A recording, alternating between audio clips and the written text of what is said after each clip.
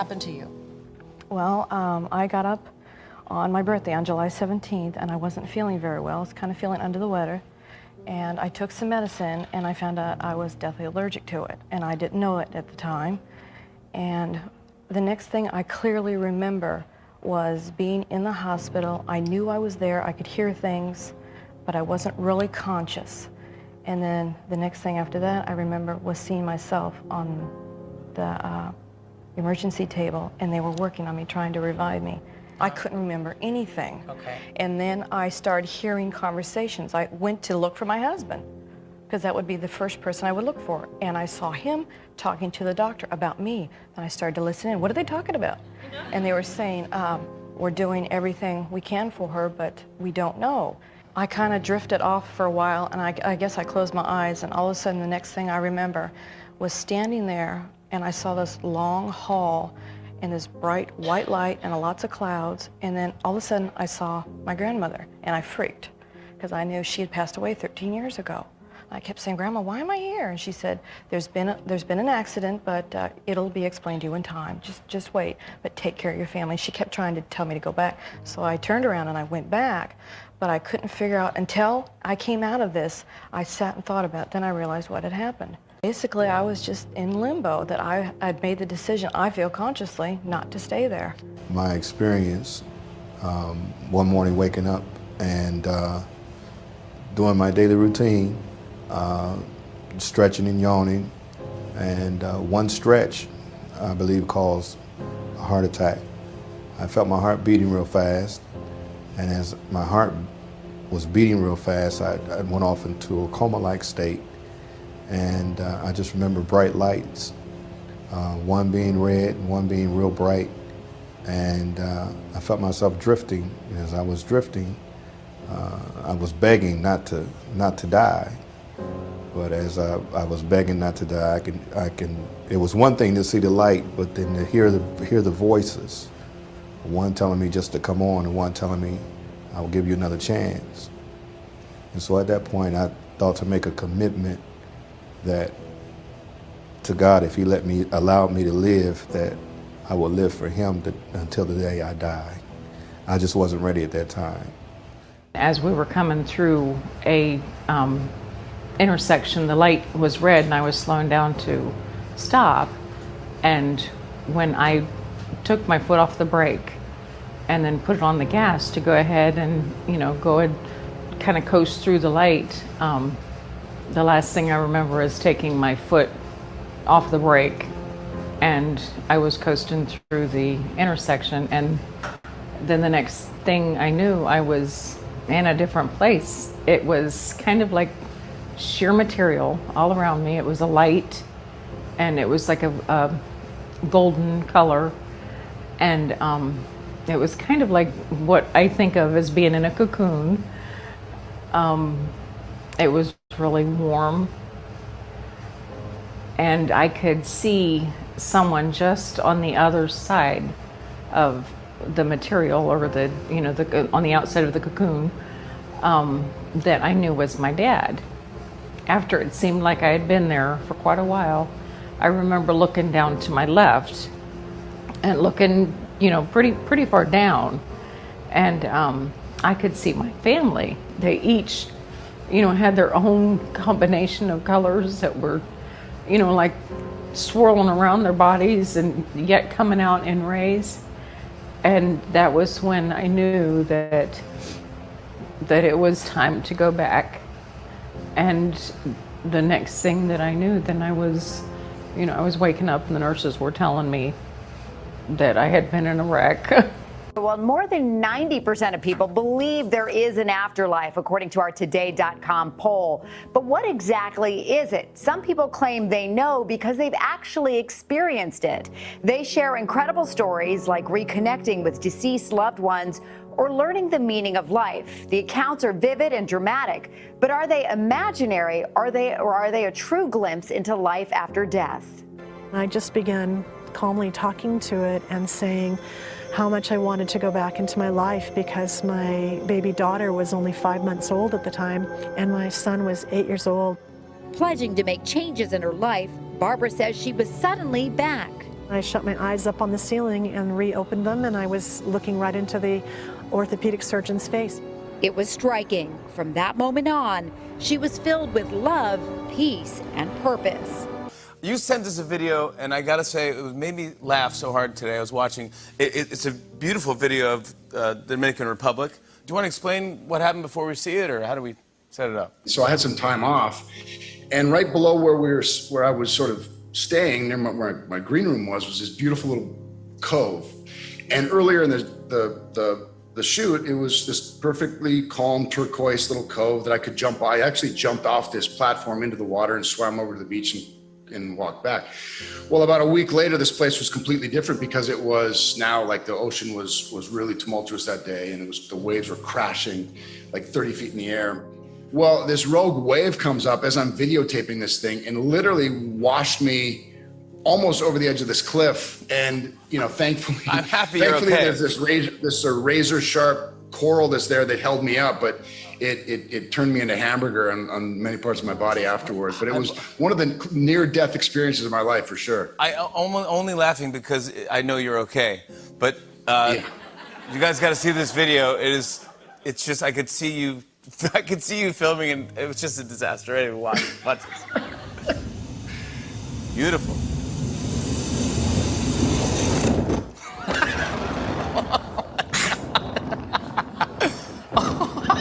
That's my favorite shot. Oh my God. Holy dude, a shot of the sky. It's like, wow. Yeah. Don't mess with Mother Nature.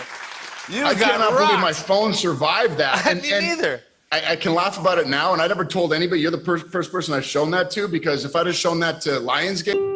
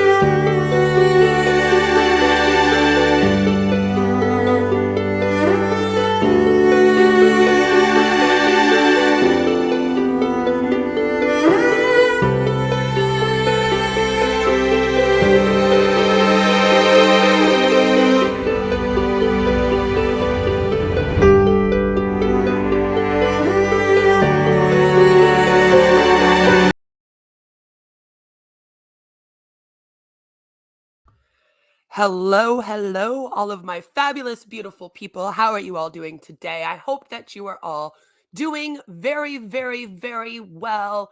Good morning, Fox stuff. Good morning, all that you touch. Yay, Joe is here. Yay, thanks for being here, Joe. I'm probably going to need you. Fox says, Oprah probably forgot about all those people. Those were recordings from 1990 and 1992. And it's funny because Oprah's show used to be more like that. And then she kind of didn't talk about things. I found old Oprah to be hilarious. She didn't believe in it at all, by the way. And if you go and watch the full clips of those, she's kind of funny in how she does the interview. She's boring now compared to old Oprah.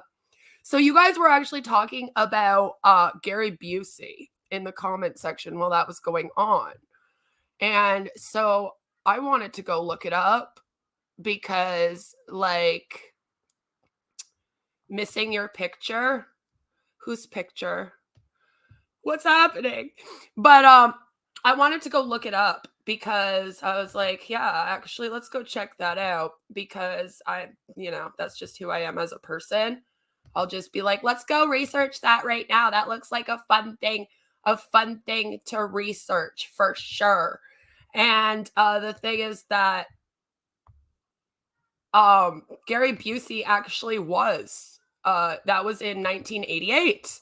It was in 1988, and it was a motorcycle accident with a Harley Davidson. So Fox stuff is correct. It was in 1988, Gary Busey, when he had that No need to do that sigh. Nobody wants to hear that. But yes, it was in 1988. So she could have heard that story and then used it. The one thing about a lot of these stories, which you will find, is that a lot of them have similar aspects to them. So they all have to do with, of course, getting into some kind of accident or, of course, having some way to cause your death, right? And then a lot of people describe seeing a bright light. Some people describe a tunnel, but it does all seem to be very similar in the stories. And the reason why I wanted to do this stream, other than I just find stuff like this to be fun to look into, now I'm going to have to do my own like Chris Chan sigh. But I found this article a few weeks ago of somebody that was talking about their near-death experience. And I was like, I haven't heard about a near-death experience in the news, nonetheless, for a while. It had been a while since I had actually had news just pop up and be like, hey, check out this person talking about their near-death experience. So I read the article and then I was like, hey, we should do a stream on this because it's an interesting story and it's an interesting thing. And a lot of people consider it to be pseudoscience. A lot of people do not believe in near-death experiences. Now, disclaimer, I am atheist, so I don't believe in a lot.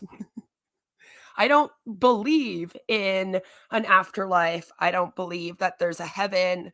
I have no soul. And because of that, I have never really believed that this is possible.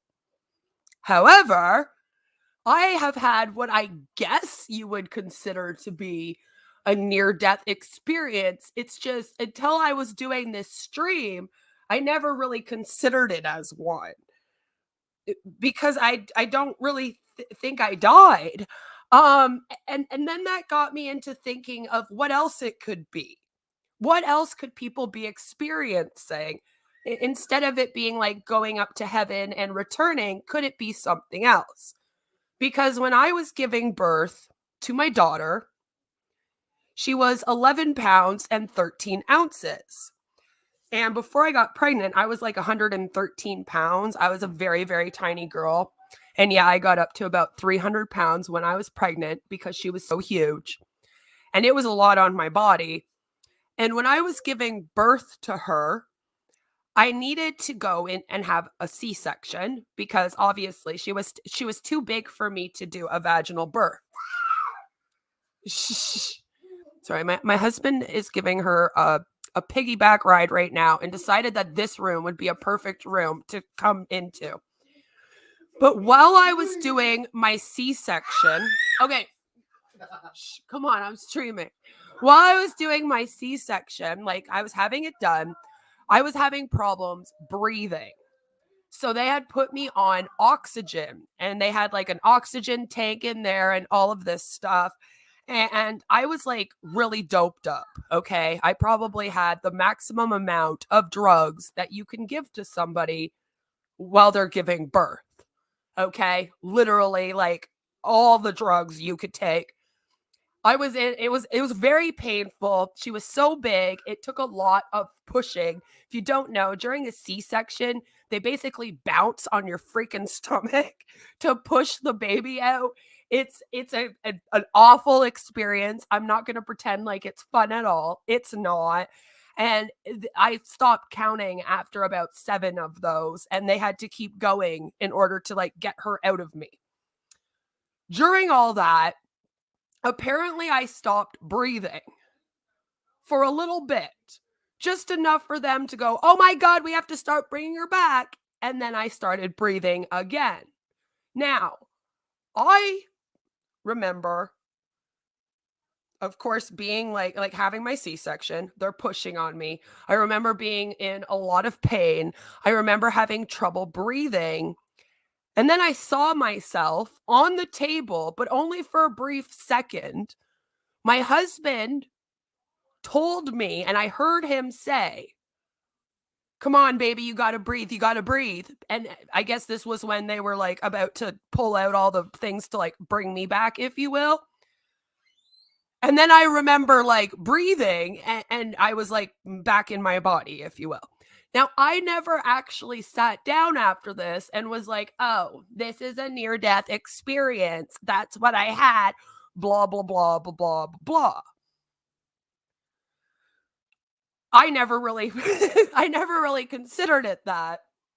But upon, looking into all this, that's apparently what it is. Now, I personally, because I don't believe in a lot of this stuff, think that somehow my brain like short circuited.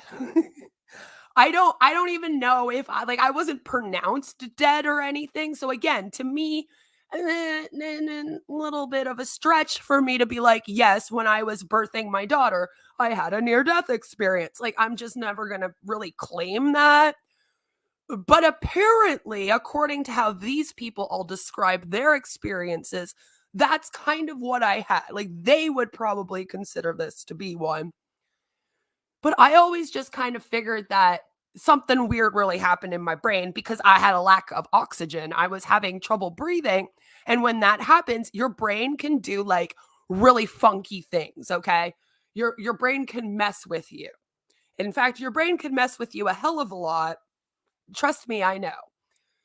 So for me, I was like, I don't know if I would consider that to be a near death experience, but who knows? Maybe it was.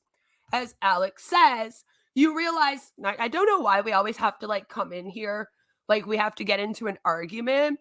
Like the way that you people talk to me sometimes, it's like you realize that near death experiences are largely researched and scientifically explained, right? And it's like, why couldn't you just come in, Alex, and be like, hey, this is largely researched and scientifically explained, instead of like doing it like you're proving me wrong in some way. We are obviously going to look into that today, along with other stories, along with just what the hell it is. I'm kind of a STEM girl. So for me, science would have to explain it. But do they explain it in a way that says that we really like know that we go into an afterlife?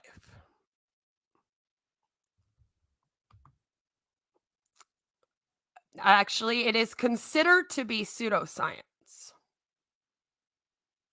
It's considered to be pseudos. I'm not the one that called it that. The experts have called it that. So I look into things like that. Sometimes I might come to the conclusion that it's not pseudoscience. There's a few things in this world that are considered pseudoscience that I think are true. So I'm not nitpicking, but my channel is to explore these things and learn about them and have a discussion about them. That's what we do here. I am telling you that there is no consensus in the scientific world on this. I am telling you it is a split decision where a lot of scientists and experts believe it to be pseudoscience, and then a lot of them think that there's a scientific explanation for it. Again, just hold on to your hats. Hold on to your hats, and then you will find out. I know, thank God I am not the one that does that. But I do like to research things for myself. I like to do my own research. I like to have my own critical thinking skills, and I like to learn. I really do love to learn about all things in the world. I need to know why the world is the way it is, why everyone is the way they are, and what the hell is happening at all times. So I like to research these things. If you don't find it interesting and you think that you know everything about it and that you can make a definite decision, then that's fine. I don't think I know anything about anything. And I just, like to look into these types of things and have a discussion. The only thing that I can talk about is literally like that I know for a fact is things like what is a cult? When I talk about cults, I know I'm talking about a cult.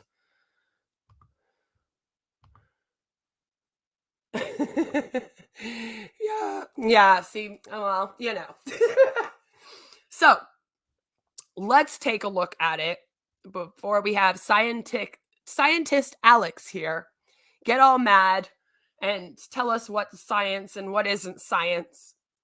Let's take a look at the article, which led me to be like, let's take a look into this because I think it's fun. So I found this and it said how a near-death experience could change the way you live. And as you say, it's from the end of July here. So I was like, I want to know all about this. I really do. I want to hear about it and I want to know the information. So let's get into the article.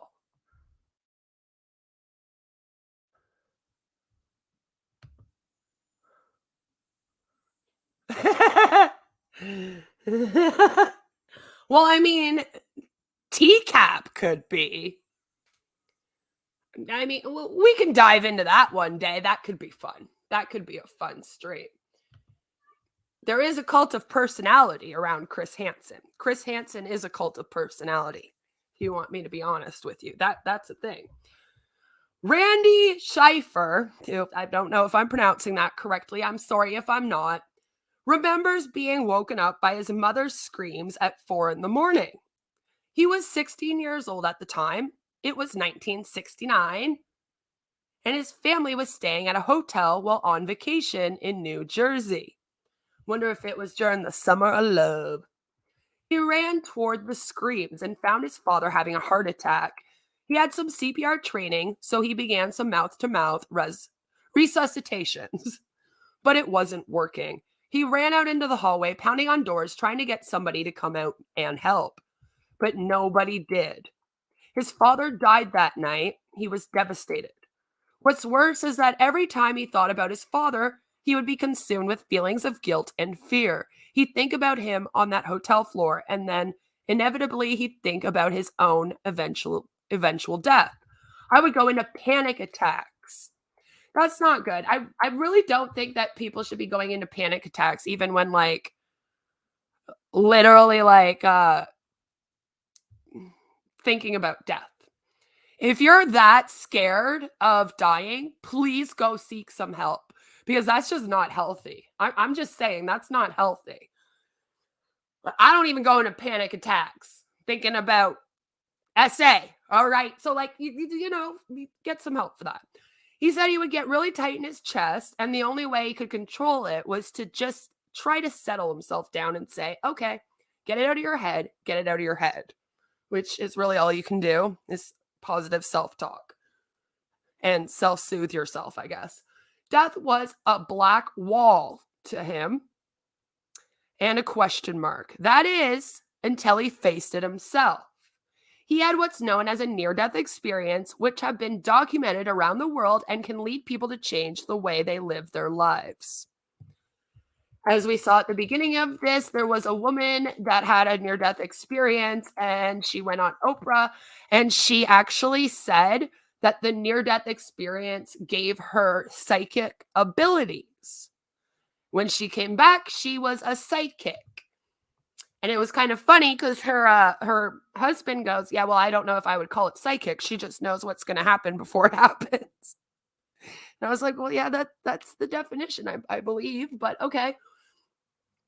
So again, it can make you change your life. Some people claim that they come back just very, very grateful for having life.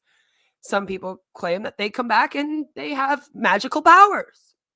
In March of 2020, Schaefer had what felt like a very persistent flu. His doctor had told him he just needed rest, but as the days went on, his symptoms got worse. He ended up with COVID. Things deteriorated fast for him. This is him in the hospital here. He was rushed there and put into a medically induced coma, and he was placed on a heart-lung machine. So as you can see, he was not doing very well. A lot of people weren't when they got COVID.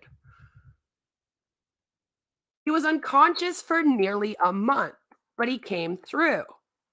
After a convalescent plasma treatment that his daughter Lisa pushed for, he received the blood transfusion on a Friday, and by Sunday, the doctors were able to turn off the heart-lung machine that had been keeping him alive. He said that his lungs completely cleared by that Tuesday, and his kidneys started to function fully again, and so did his liver. So, I mean, that's good news. You don't want to hear people passing away. I'm glad that he's okay. After the medication wore off and he was steadily improving, his daughter was permitted to keep him company in his hospital room. Only after I was allowed at his bedside did he start communicating with me about what he experienced, she said. So, now we get into what exactly that was. Near-death experiences can occur when someone faces a life-threatening situation, such as cardiac arrest, or is under deep anesthesia. So that's the other thing. I guess people also experience this if they're in like a coma, but they're still technically alive, or like it says, like deep anesthesia. So it's not always technically like you dying. So that's another thing that to me is kind of weird. Like, if you're in a coma, are you in some like weird place that's like half alive? And like literally like you're like, you know what I mean? Like, are you like half alive, half dead in this like coma state? Is that what's going on? It's kind of interesting to think about.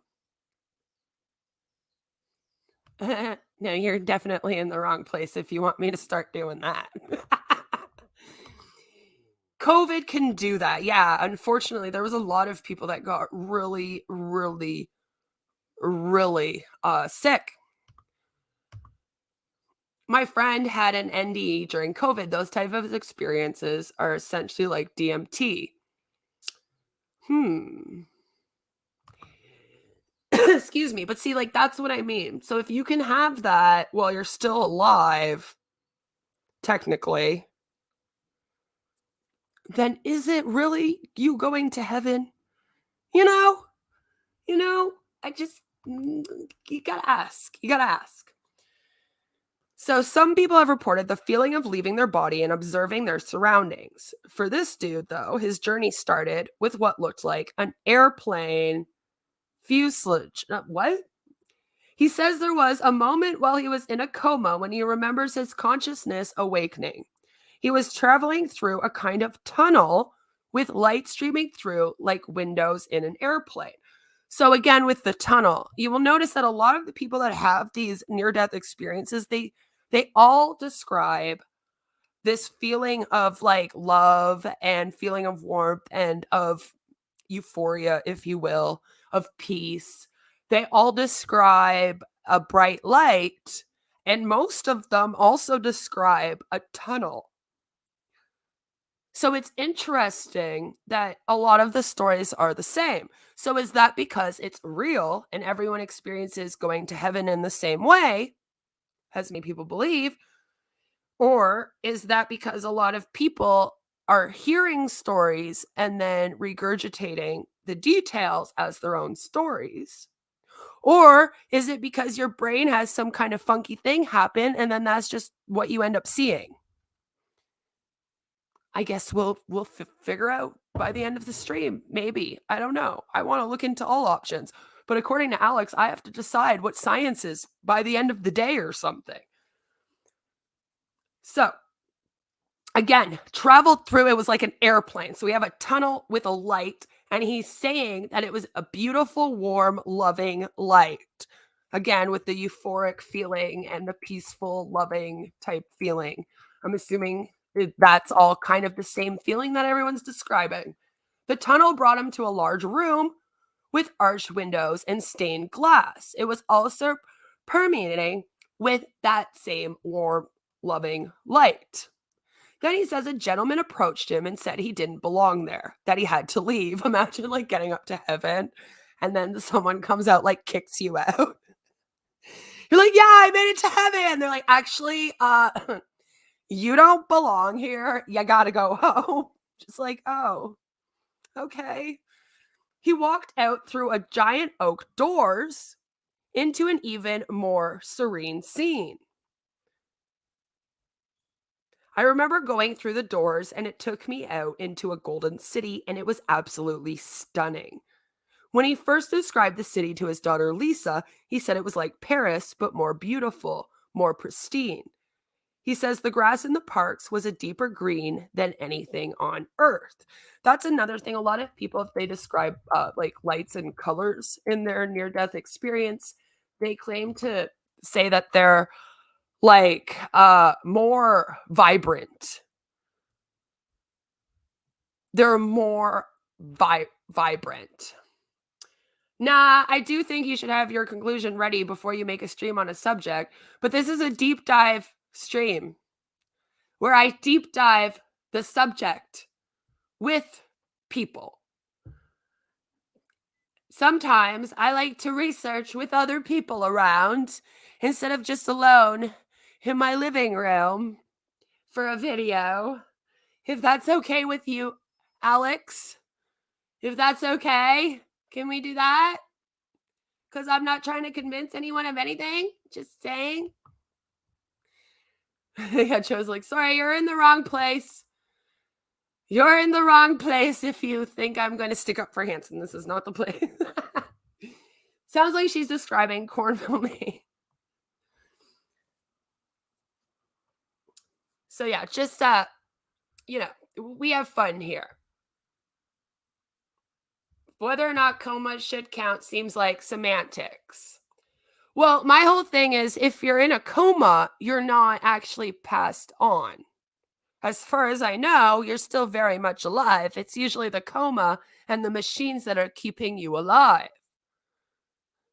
So to me, what these people usually describe is dying and then going to heaven, being told that they don't belong right now, and then returning. Or in some cases, they say they don't want to be there and they want to go back. And then an angel comes out and sends them back, okay?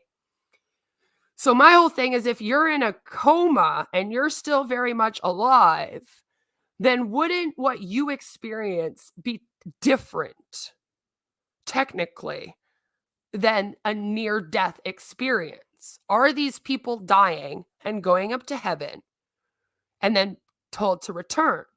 Because to me, that's not like a near-death experience. That's a bitch, you died and then you went up to heaven and then they sent you back. Like, there's no near death. It happened.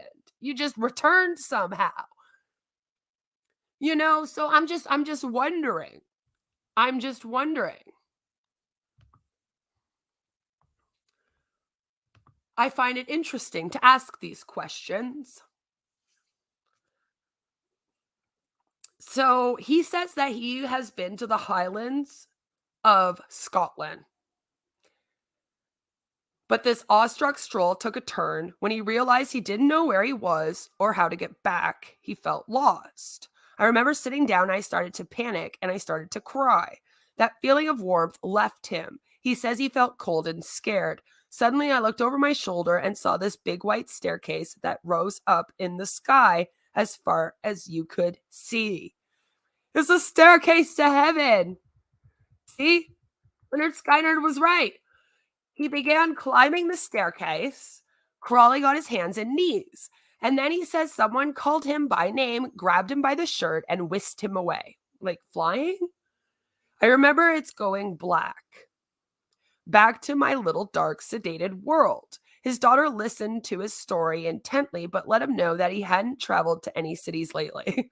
In fact, he'd been in a coma in a hospital room for nearly a month, but he insisted the experience was real. When she offered up that it was probably a dream or hallucination from the heavy medication that didn't sit right with him, he says, "My dreams were foggy and my hallucinations were just stupid. I saw 9 dancing panda bears on the ceiling, but this was so real. I was there." I don't know if I can believe him after he said he saw 9 dancing panda bears on the ceiling. I'm just saying, guys.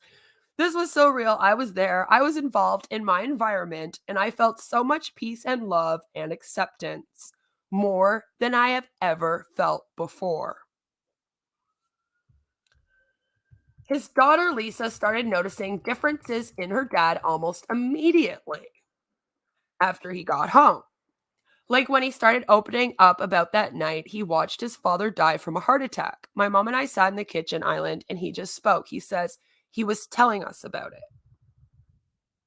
As he was talking about that night in New Jersey, he asked his daughter to get an eyeglasses case from a closet. He took the glasses out and stared at them. He looked a little stunned as he told her that the last person to take them out of their case was his father. "My dad was 16 when his father died," she says. "He's almost 70 now. That tells you how long those glasses have just been sitting in their case. This wasn't like him. He wasn't one to divulge emotional details, especially when it involved the deaths of loved ones. Pre-COVID dad," that's kind of funny. I'm sorry, he's like, "We have pre-COVID dad, and then we have post-COVID. Okay? Pre-COVID and post-COVID daddy. I like it. I like it." It's scientifically proven that if you're in a coma and you get a call from Lorne on speaker, your brain will start working its way back to reality.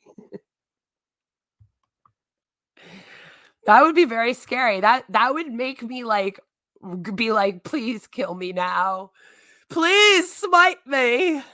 I don't want that phone call. I've got my panda bear in my lap." Joe, I don't want to know what that's about, dude. Like, come on.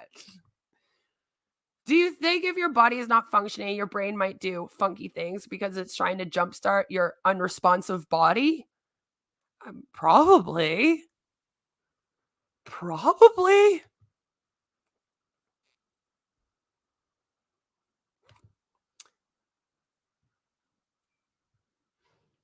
Well, then go read it. Here you go. If that's going to get you to leave here and stop being so rude, then here you go. Please go read it. We're here to have fun looking into this. I don't want the attitude. Anyway, we have pre-COVID dad. We have post-COVID dad. I think that's kind of funny. Is it not funny in a way? Anyway, I try to have fun here. Pre-COVID dad never talked about death. We didn't talk about dying. We didn't talk about God. We didn't talk about the afterlife. We didn't talk about any of that, she says. It was moments like this that caused her to think differently about what her dad had shared in the hospital. She began seeing his NDE as what it was for, him, something very real. So what we know, as in this article here, npr.org, I like it. I said it right here the whole time or anything, just saying. What we know,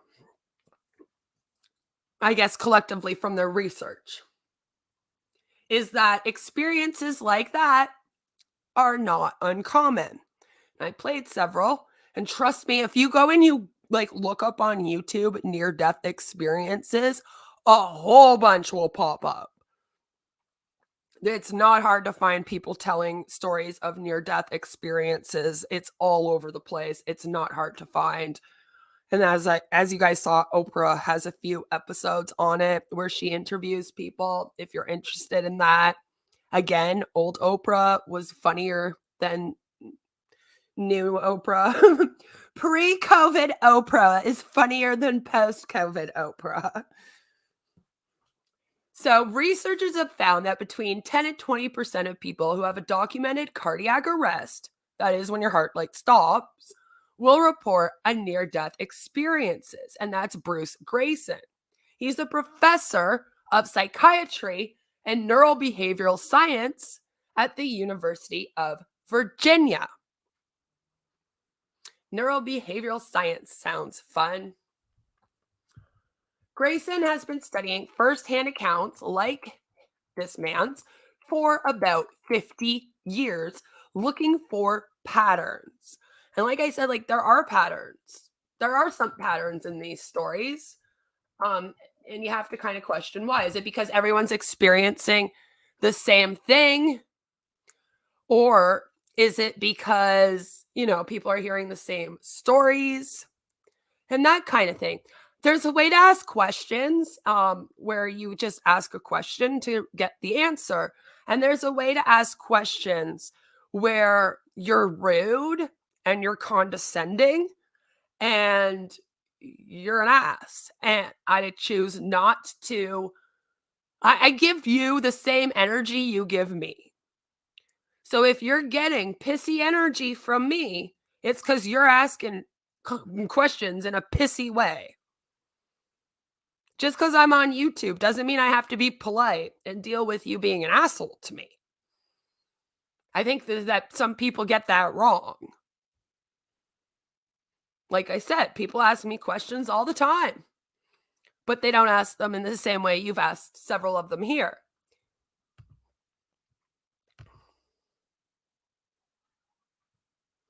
No. Don't do that. So,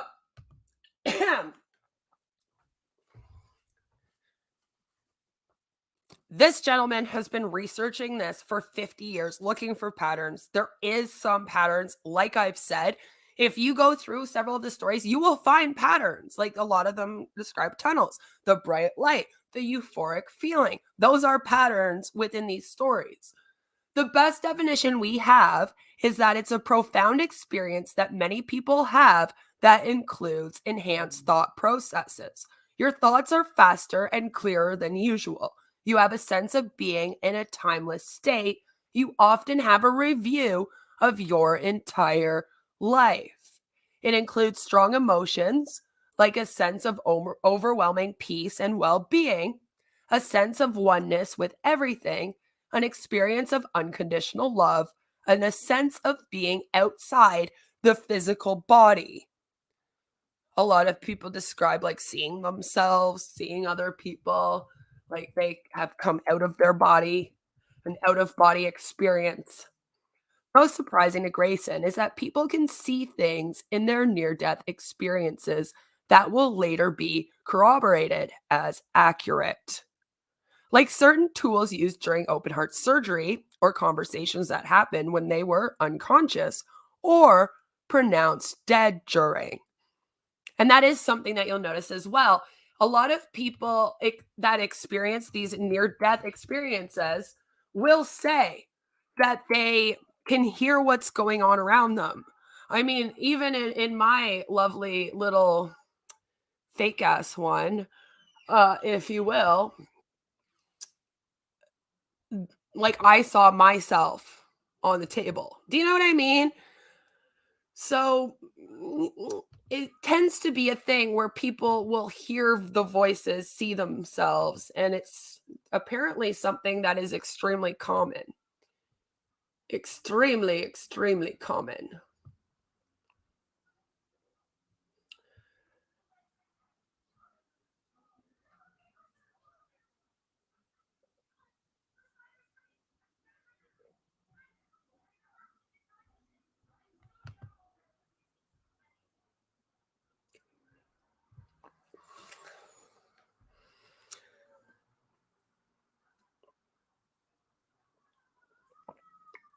Most surprising is that people can see things in their near-death experiences that will later be corroborated as accurate.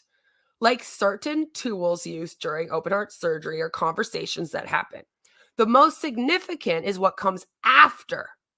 I've got story after story of people who couldn't go back to the same profession. People who were, say, career police officers who couldn't shoot after a near-death experience. Of people who were in competitive businesses who no longer felt it was meaningful to get ahead at someone else's expense. Now, is this again because... Is it because something changes in them?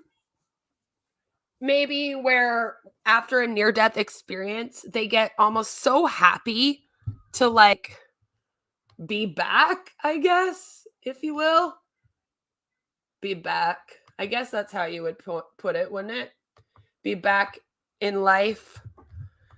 They're happy to be back on Earth, not be dead. So, is that what it is?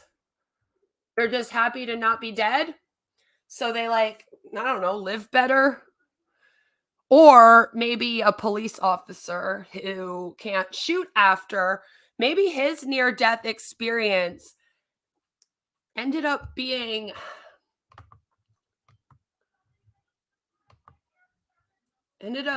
like traumatic.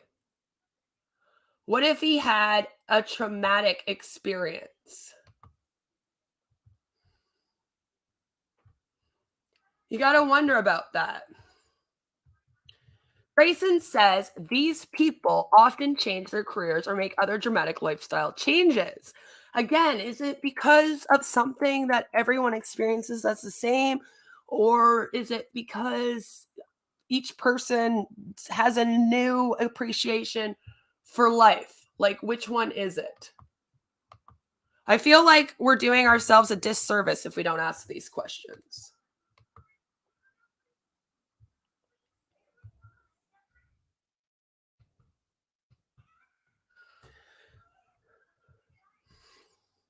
That was this gentleman's experience. Along with a willingness to discuss death freely, he was open to talking about all sorts of existential questions. He also started to dig deeper into his family's Christian faith and began praying regularly. As a result, he says he's become a better version of himself. I'm much more open. I mean, that's good.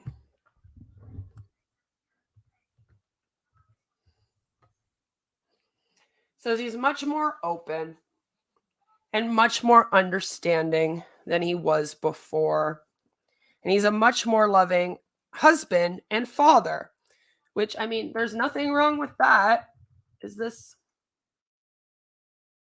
Yeah, this is him and doing physical therapy. This is him here doing physical therapy. Before his brush with death, Lisa says her dad seemed a little lost. A little lost. He was a little bit lost.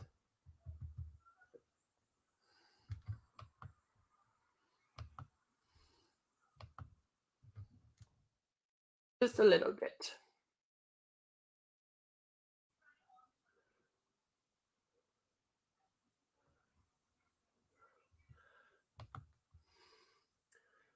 Sorry, I'm having an issue right now. One sec.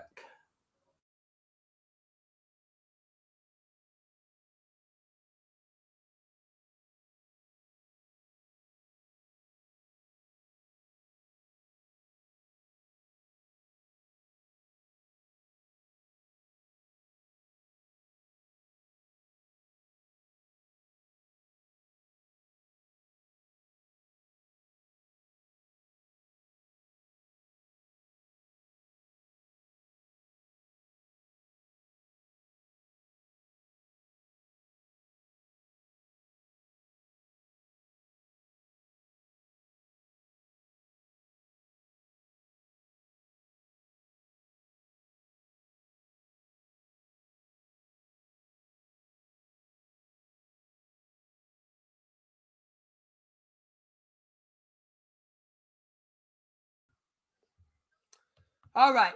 Sorry. I got some technical difficulties that happened all of a sudden out of nowhere. It was kind of weird, but I am back. I'm very sorry for that. Did you consider reaching out to a practicing doctor creator to get their opinion? I think that would be a great addition to reading with Queen.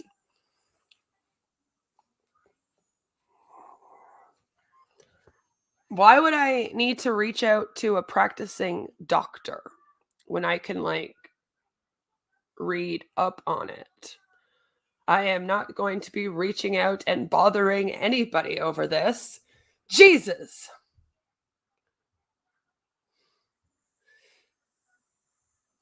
Jesus. Yeah, I don't know if my picture wasn't like popping up before. I don't know what that was about. That's weird. That's so weird. Again, I don't know what that was about. But I hope I fixed it because, again, that was bizarre. My system started messing up on me, and I was like, no, this is not okay now. So, where were we?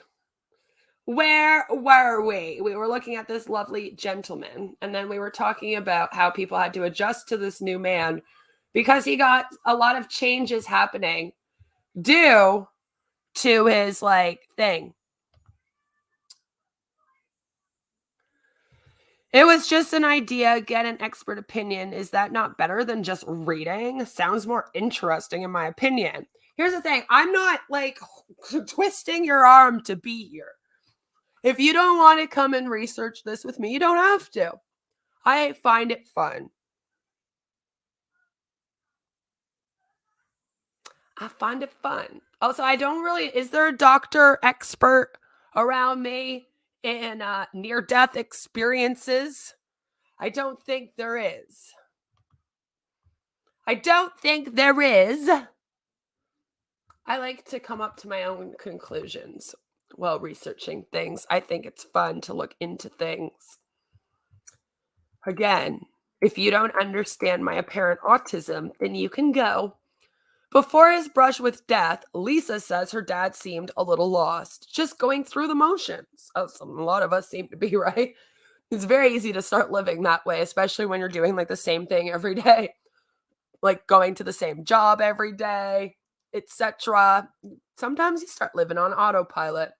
But now he has newfound energy. He's excited and optimistic, and he loves sharing his near-death experience with anyone who is curious. He loves talking about it, which is good for him. I'm glad he has a hobby. Oh, that's funny. But the adjustment for her hasn't been easy. For one, each time she hears her dad's story, it takes her back to the most terrifying few weeks of her life. Yeah. Sleepless nights spent worrying about whether she'd get the dreaded call from the hospital. I'm sure it would actually be kind of like triggering for that. It's not exciting for me to sit back and listen and be reminded of how my dad almost died. Yeah. And she was so grateful they were one of the lucky ones whose family member came home, but there was still a period of mourning. She says her dad has always been her best friend. So even though this transformation she has witnessing was a good thing, she missed that pre-COVID version of him, the one who was a little short-tempered and closed off at times. I guess it would be kind of like now you have a new dad, right? Like now you have a different new dad. So I could see how you would miss the old one, you know?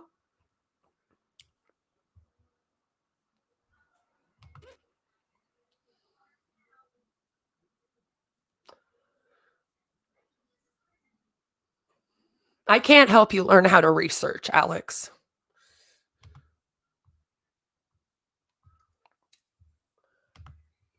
They look very cute here. This is them. They're very cute. Selfishly, I felt very alone. I felt very hurt and frustrated. I would think, I just want you to go back to pre-COVID. I want to have my dad here, and I want to pretend like these 6 weeks had never happened. I totally understand that. It would be like the person that was your dad that you knew is now like not there anymore. So you would still kind of like mourn that person. Like in a way, he still kind of died, right? He came home more than 2 years ago, and the family has since found a new rhythm. His daughter moved to Florida permanently to be a short drive from her parents. That's nice. But Grayson says that some families don't make it through an experience like this one. Often they can't accept the changes. They feel they don't have the same values in common anymore. Regardless of whether or not a loved one wants to validate a near death experience as real, they often can't ignore the real changes that come from them. Some of these changes have caused Grayson to rethink preconceived notions. I was raised in a scientific household, and I didn't believe any of this stuff before I started encountering it, Grayson says. But after 50 years of studying thousands of cases, I can't deny that they happen and that they profoundly affect people's lives and present us with things that we don't have materialistic explanations for. Grayson says that uncertainty didn't always sit well with him, but he's learned to embrace it.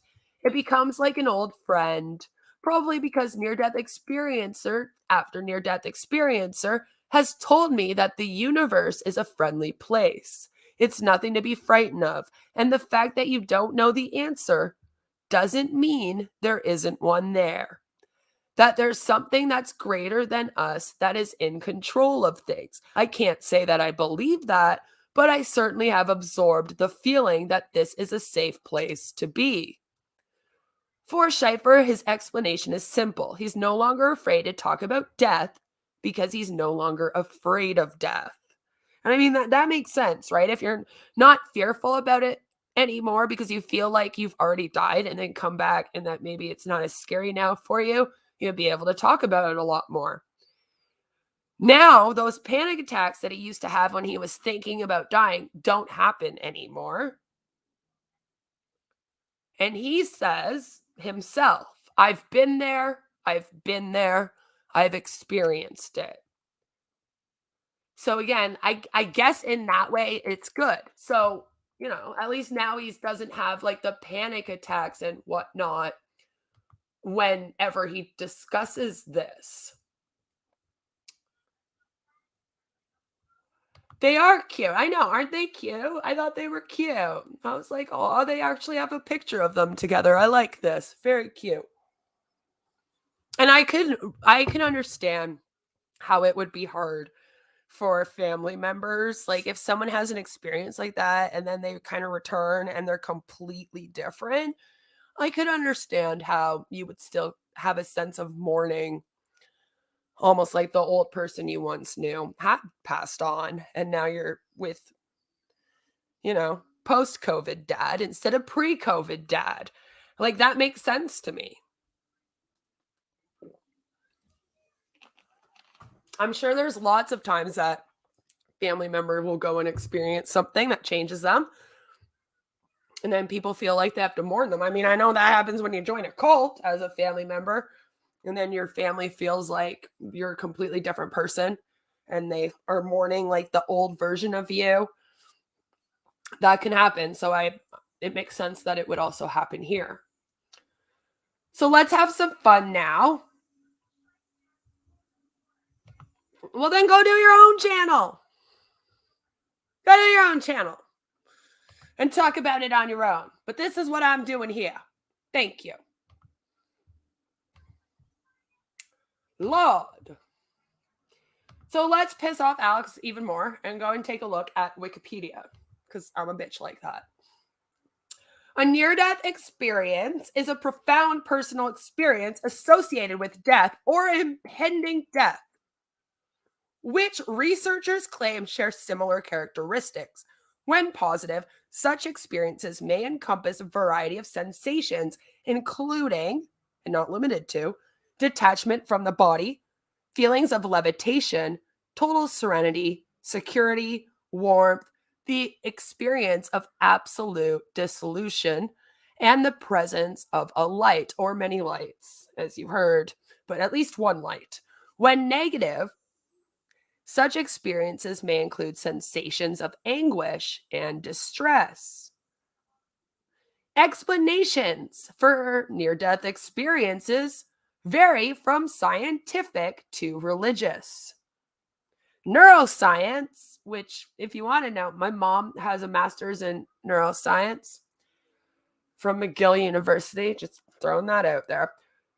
Neuroscience research hypothesizes that an NDE is a subjective phenomenon resulting from disturbed bodily multisensory integration that occurs during life-threatening events. And that's kind of what I mean when I put it into Queen's simpler terms of your brain doing funky things on you. Some transcendental and religious beliefs about an afterlife include descriptions similar to NDEs. In the US, which isn't my country, but I guess we'll go with US statistics.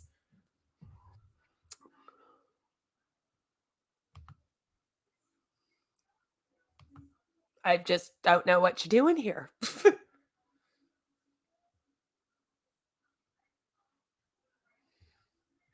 My doctor went to McGill, freaked out when I saw that on her bio. Don't freak out about that. McGill University is actually like one of the best universities here in Canada. It is. It's in Montreal. So no, that means your doctor probably got a very, very good education. That's a good thing. You want that. You want McGill, Queens. I don't know. I'd rather have McGill than Queens. And I grew up in Kingston, where Queens is. So that tells you something, okay? In the US, an estimated 9 million a near-death experience, according to a 2011 study in Annals of the New York Academy of Sciences. Most of these near-death experiences result from serious injury that affects the body or brain. I mean, obviously, a serious serious accident or whatever is going to affect both. So, the equivalent French term, expérience de mort imminente, was proposed by French psychologist Victor Egger as a result of discussions in the 1890s. Sorry. Queen, you're like 100 years off. What are you doing? Among philosophers and psychologists concerning climbers' stories of the panoramic life review during falls. In 1892, a series of subjective observations by workers falling from scaffolds, war soldiers who suffered injuries, climbers who had fallen from heights, or other individuals who had come close to death, like near drownings or other types of accidents. And it was reported by Robert Heim. This was also the first time the phenomenon was described as clinical syndrome. In 1968, which I feel like we just jumped like, they were like in 1890s, and then they're like, in 1968, I'm like, wait. Celia Green published an analysis of 400 first-hand accounts of out-of-body experiences. This represented the first attempt to provide a taxonomy of such experiences, viewed simply as anomalous perceptual experiences, or what we just prefer to call hallucinations. In 1969, Swiss-American psychiatrist and pioneer in near-death studies, Elizabeth Kubler-Ross, published her book On Death and Dying, What the Dying Have to Teach Doctors, Nurses, Clergy, and Their Own Families. That sounds kind of rude, like teach their own families. These experiences were also popularized by the work of psychiatrist Raymond Moody. He was actually the one that coined the phrase in 1975. And it's technically an umbrella term for the different elements such as out-of-body experiences, the panoramic life review, the light, the tunnel, or the border. The term near-death experience had already been used by John C. Lilly in 1972. He's just the one that Moody was just the one that apparently made it a popular thing. So again, let's talk about the common characteristics. As we see, there are people that experience the same things whenever they seem to experience this. Hi, Michelle. Good to have you here. I'm glad she's a good doctor. Always have to be. Psychologists or wannabe psychiatrists, most of them anyways. The funny thing is, like, there's not much difference here. I don't know if it's different in the US, but like here, there is not that much difference between those two things. Like in terms of what you can do with your career. There's a little bit of different studies, of course, but it's like you can do all the same things in your career. You can write prescriptions, you can diagnose, you can do all that. I feel like usually when I read an article written by a psychologist, that is written by Tom Cruise. Do you know what Adderall is? I don't. My favorite Tom Cruise, who is my favorite Scientology cult follower, by the way, as well, is when he went on Oprah and jumped around on the couch about Katie Holmes. That was my favorite. So if you're thinking of Tom Cruise like that, that's not good. See, umbrella term, semantics. I am sorry that we cannot all be all-knowing scientists and psychiatrists like you, Alex. Maybe you could teach us all.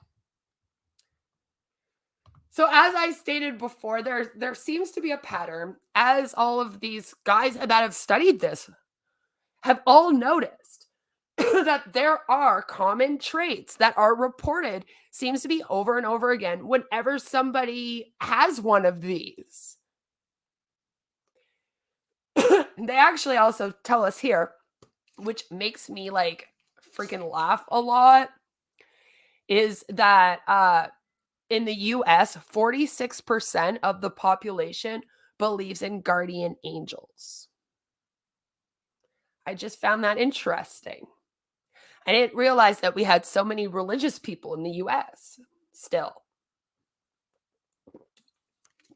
So as it says here, researchers have identified the common elements that define near-death experiences. And this would also be like if someone comes and tells a researcher a story, they would have to have these elements in their story in order for it to be believed. And then the researchers would also go in and like double check, make sure, you know, you're not lying to them and whatnot. I trust that they are trying their best to research all this. Bruce Grayson argues that the general features of the experience include impressions of being outside one's physical body, visions of deceased relatives and religious figures, and transcendence of egotic and spatiotemporal boundaries. Many common elements have been reported, although the person's interpretation of these events often corresponds with the cultural, philosophical, or religious beliefs of the person experiencing it, which that completely makes sense because each person's going to have their own sort of perception of what this is based on those things. And that could explain maybe the differences in all of these different like stories and whatnot. I think here psychology is more behavioral and talk therapy, whereas psychiatry prescribes meds. My psychiatrist meets with me once every 3 months to refill my RX, but I'm looking for a psych. Yeah, see, it's kind of like that here, but if you actually like want to talk to your psychiatrist, they will do a bit of talk therapy with you. But it is sort of the same that if you want full on talk therapy, you know, like actually being able to go in there, have a meeting, pour your heart out, if you will, and whatnot, then yeah, it's usually a psychologist. It's just here, you can also do that with psychiatry. So I guess in the US, maybe it's like more like if you're a psychiatrist, you definitely are probably only describing the meds, right? And maybe doing a diagnosis based on information a psychologist gives you. And that would make some sense. That makes some sense. It's good to have both. It's good to have both. I usually have like a whole team. I'm just special like that. And I get like a whole team. I get a psychologist, a counselor, and a doctor, couple doctors, it's lots of fun. US is heavily religious. What do you mean it's a real issue? It's an issue.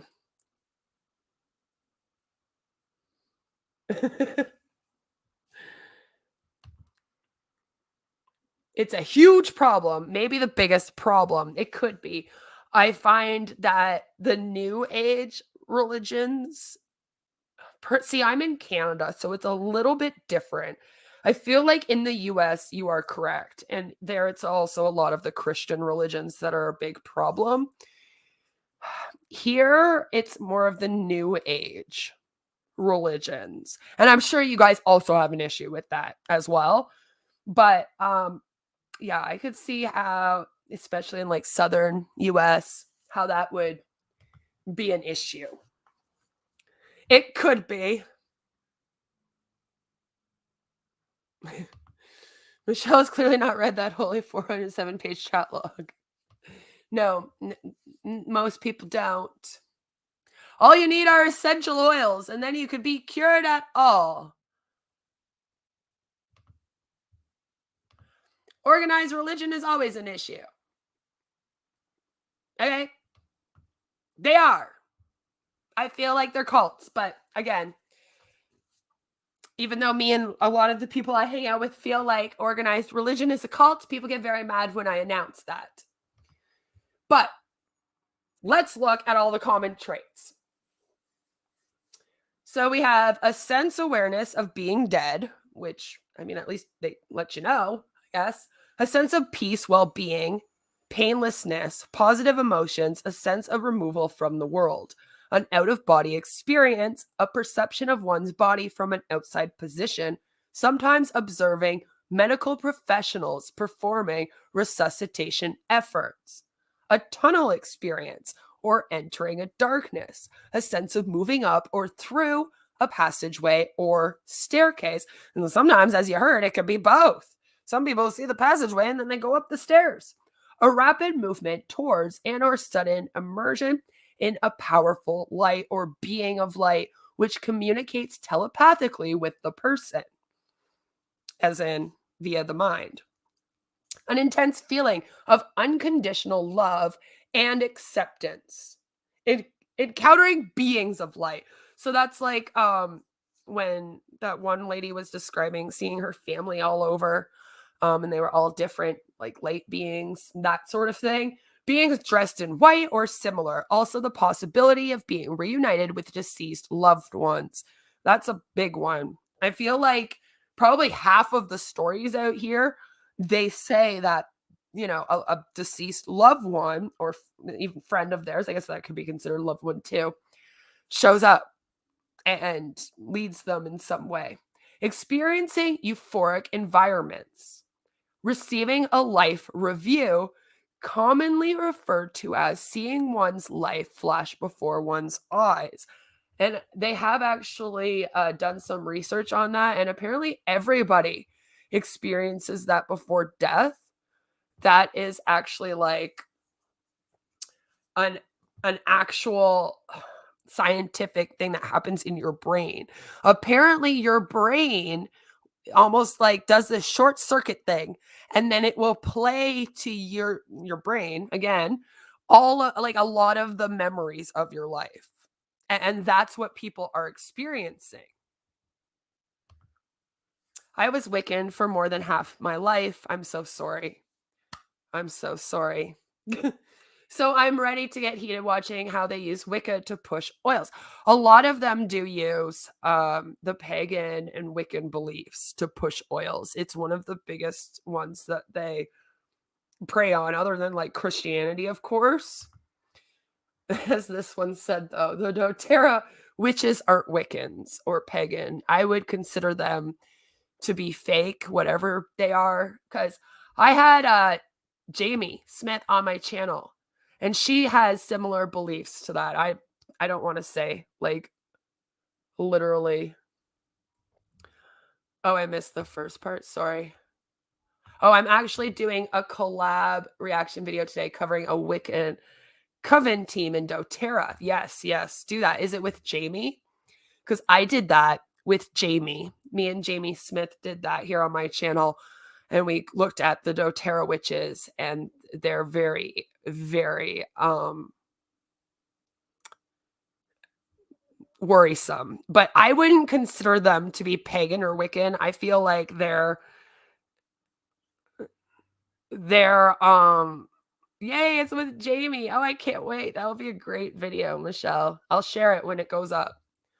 Wiccan does not equal pagan. No, but both are very much heavily used by the essential oil hunts. I find that those are the ones that they claim that they are.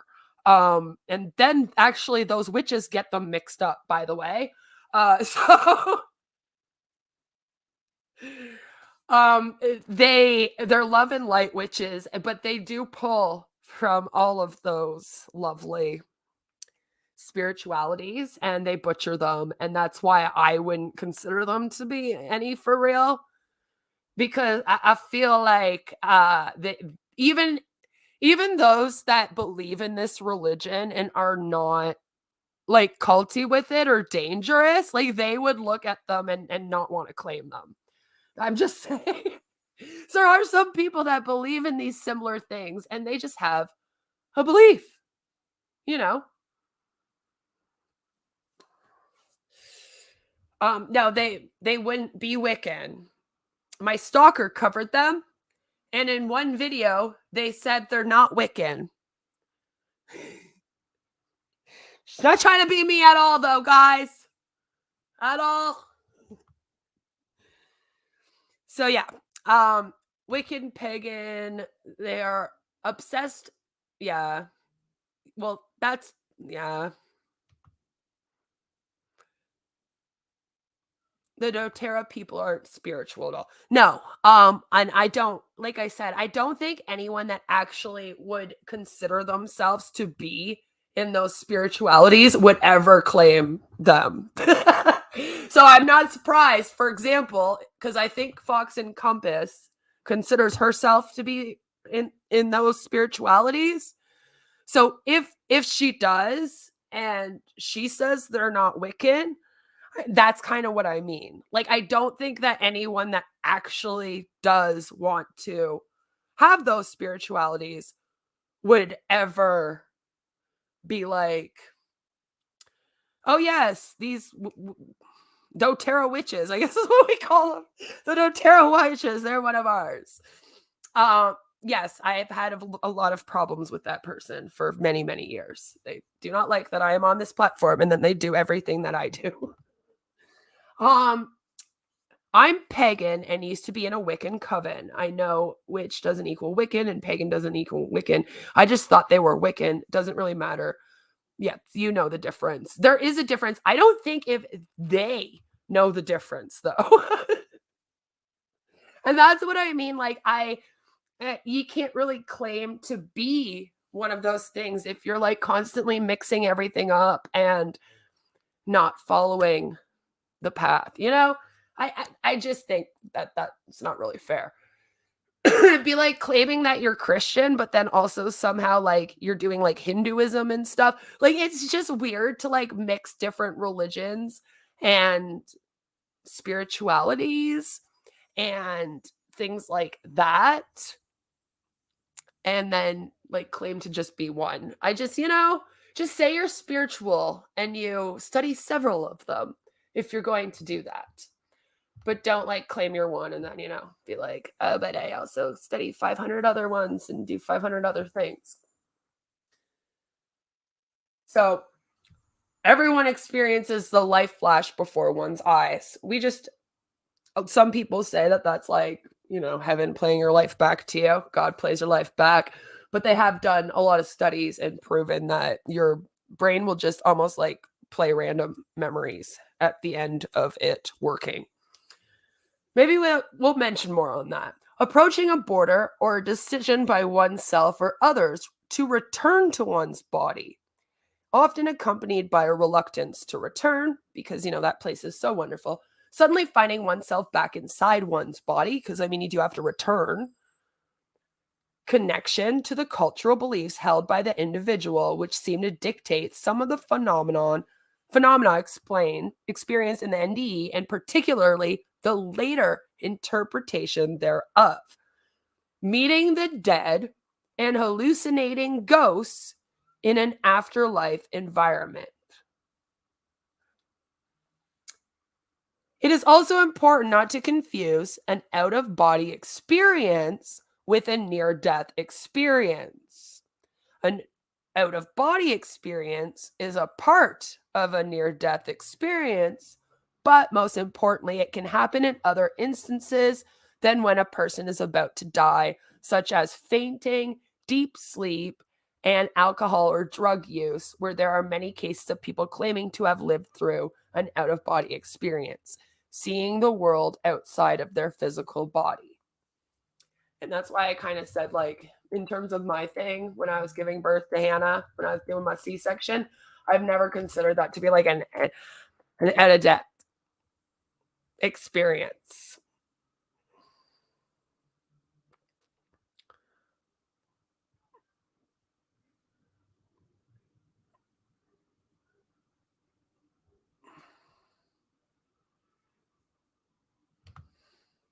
No, like that person is actually like called child services, called cops on me, hangs out in a group of people and like stalks me. It's a little bit different. It's a little bit different.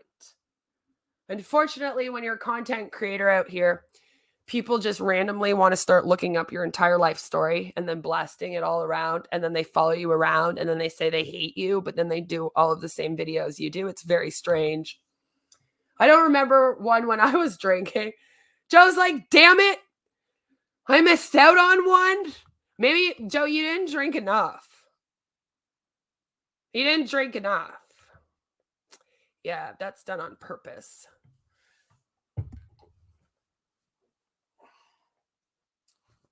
Seems so sweet until she's in 500 accounts writing to you and doxing your address everywhere.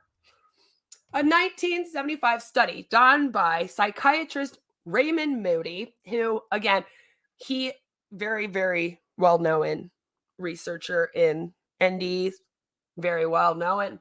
He has an MD and a PhD, and it was on around 150 patients who all claimed to have witnessed an NDE, stated that such an experience has 9 steps. And here are the 9 steps, which, you know, are an exact description according to his study. Number 1 is sudden peace and relief from pain. Number 2, perception of a relaxing sound or otherworldly music. Number 3, consciousness or spiritual ascending above the person's body and remotely viewing the attempts at resuscitation from the ceiling. Autoscopy.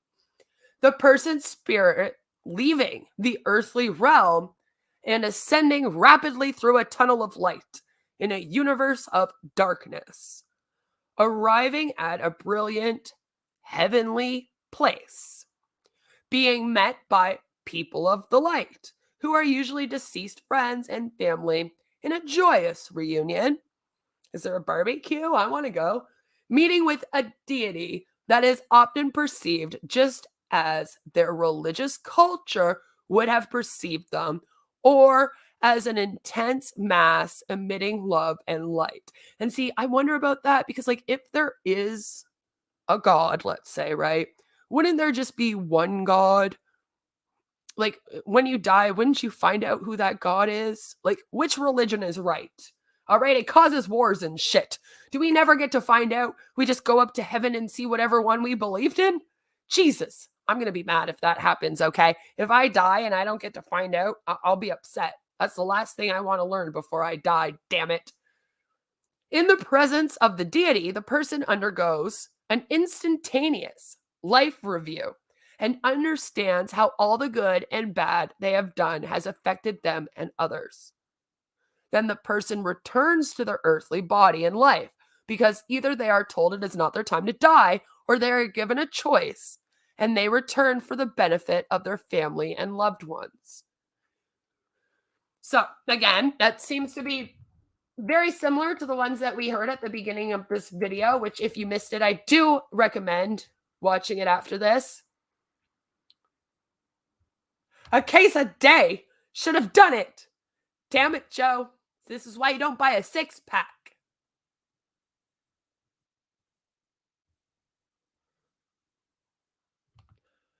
A metaphysical person wouldn't necessarily have a physical form to be stuck to. That makes sense.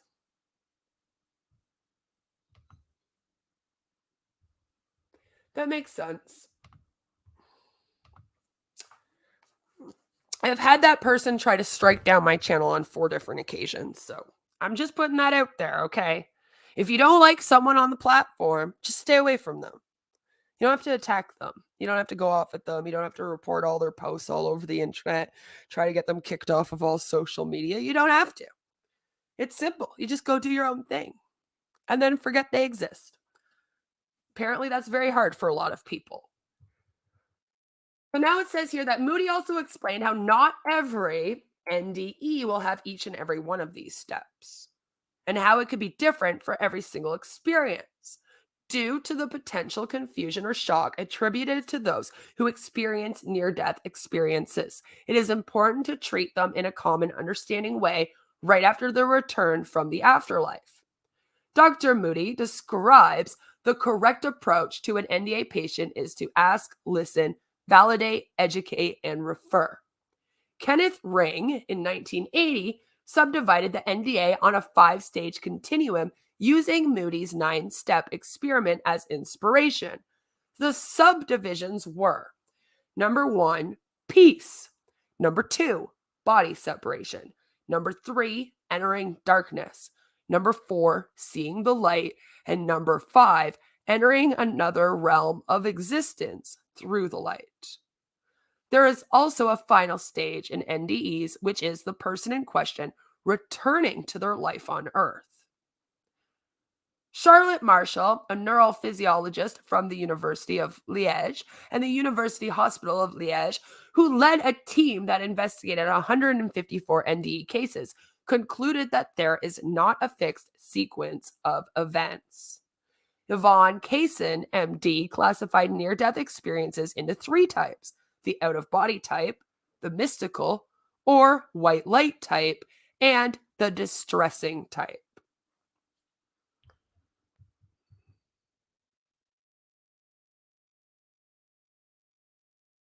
In one series of NDEs, 22% occurred during general anesthesia. So that's interesting to me because I want to know what the difference is between someone actually dying, right? And then like being a coma. I feel like those are 2 different things. You haven't been on Reddit yet. Joe, go check my Reddit.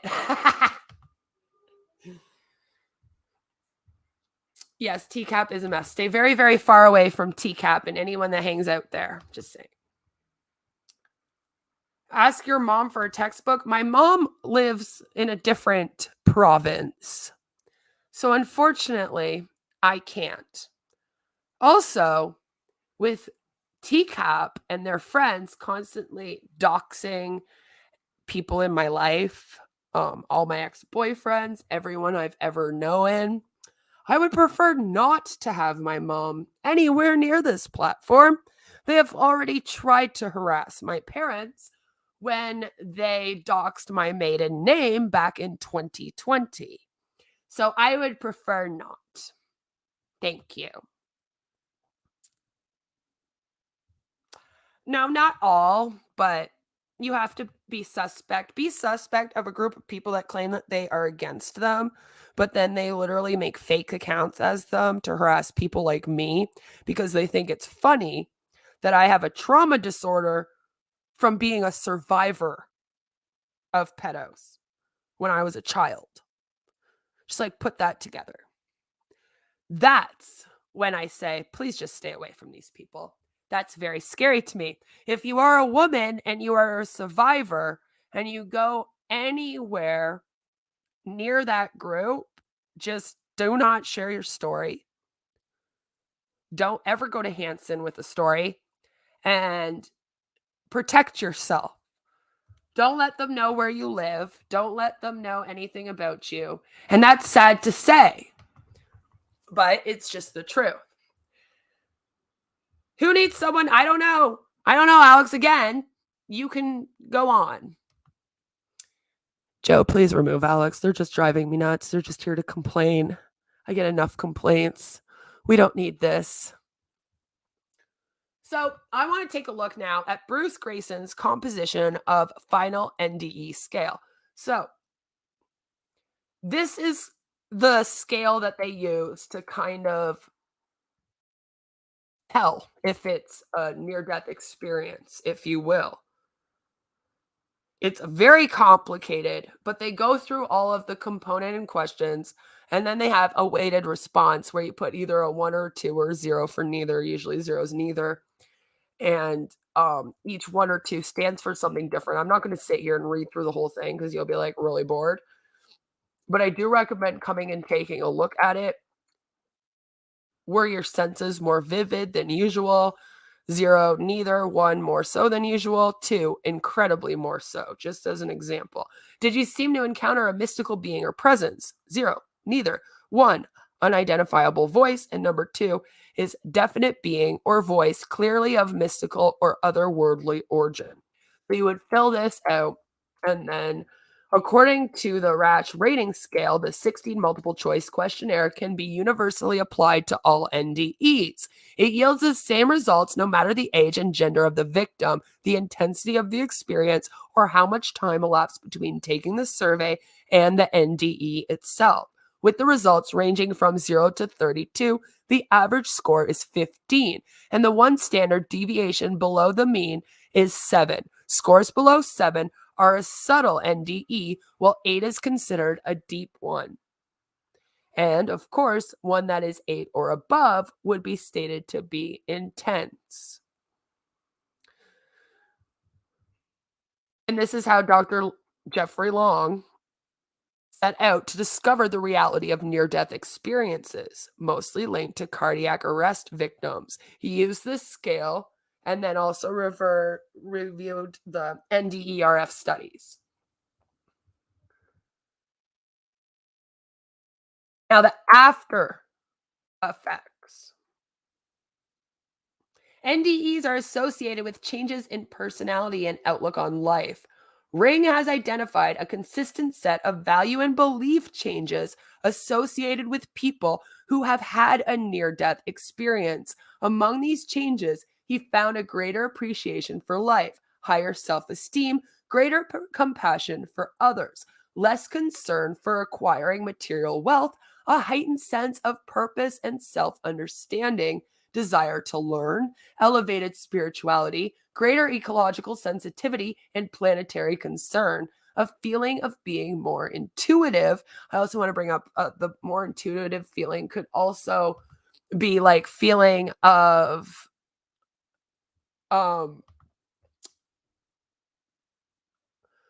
feelings of being psychic. You know, a lot of psychics have come out of NDEs where they are psychic afterwards, and that I would assume would also go under the category of a feeling of being more intuitive. No longer worrying about death and claiming to have witnessed an afterlife. While people who had experienced NDEs become more spiritual, it doesn't mean they become necessarily more religious. There's a difference, right? However, not all after effects are beneficial, and Grayson describes circumstances where changes in attitudes and behavior can lead to psychosocial and psychospiritual problems. They say that 17% amongst critically ill patients in 9 prospective studies from 4 different countries had NDEs. 10 to 20% of people who have come close to death also say that they've had NDEs. Right?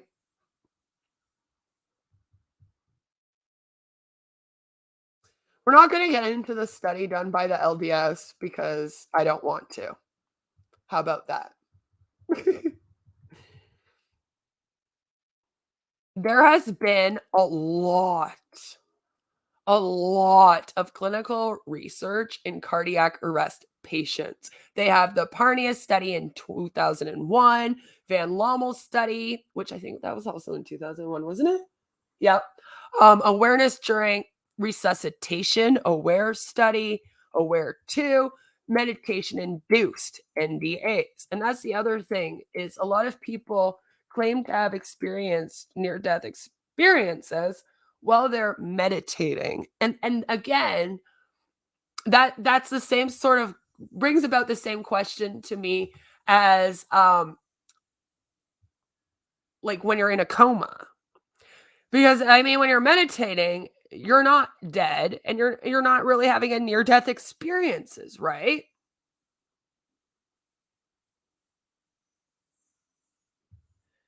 That's a weird comment to make. Why would that be a thing? It's like weird.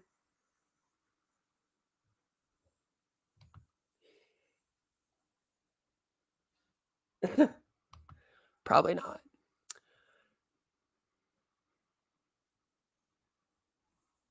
Hello, Francis. Good to have you here. I'm glad you could make it. I hope you're doing very well. We need some happy people around here. We have teacup trolls galore. Everyone say thank you, Westmost. Thank you, Westmost, for doing several streams and lying about me so you can send all your teacup trolls over here. And now they're really mad because I might have outed who Gene is. I don't know, okay? I don't know. They're pretty mad at me, though, so we'll have a lot of teacup morons showing up. But, like, that's what I mean, though. When you're meditating, you're not, like, near death, right? So, and when you're in a coma, I mean, in a coma, you might be a little bit more near death than when you're meditating, I would hope. I mean, I hope nobody's, like, almost dying while they're meditating, you know. But the Dalai Lama has claimed to, like, meditate to the point of a near-death experience.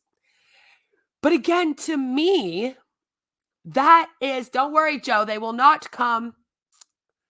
Don't worry, Joe, they are not going to come with crossbows.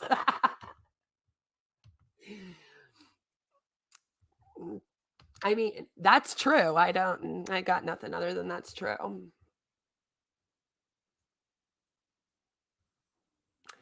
It's true. But my whole thing is like, this is the issue I have, okay? I could understand how when you're dying,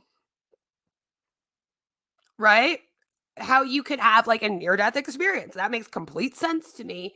Even if it can be explained by science, where your brain is like doing these funky things, if you will, before you die. I can totally get down with that. That makes sense to me. But then I tend to have an issue when I start getting into how people in comas have this. You know, I'm kind of like, okay, I mean, you're not really dead, but maybe something happens while you're in a coma and you almost die. And then, okay. But then I get to the part about meditation. And what I know about meditation, which I'm no fucking expert, trust me, but it's not that you're getting into like a near death state, right?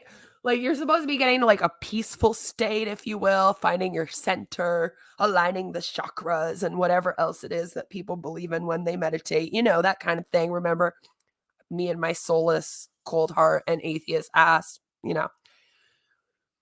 But you're not like near death.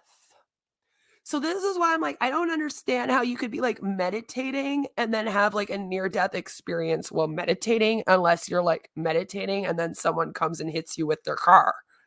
Like, that's where I start to be like, I don't know how this can be real. That seems a little bit odd to me. And apparently a lot of the people that meditate do want to like get to this state. And again, I'm just like, but how? If you could meditate to it, you know, we have so many questions here.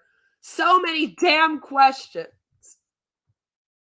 So Chris French has grouped approaches to explain this in 3 groups. He's broken down all of the NDAs and how you can explain all of it in 3 groups.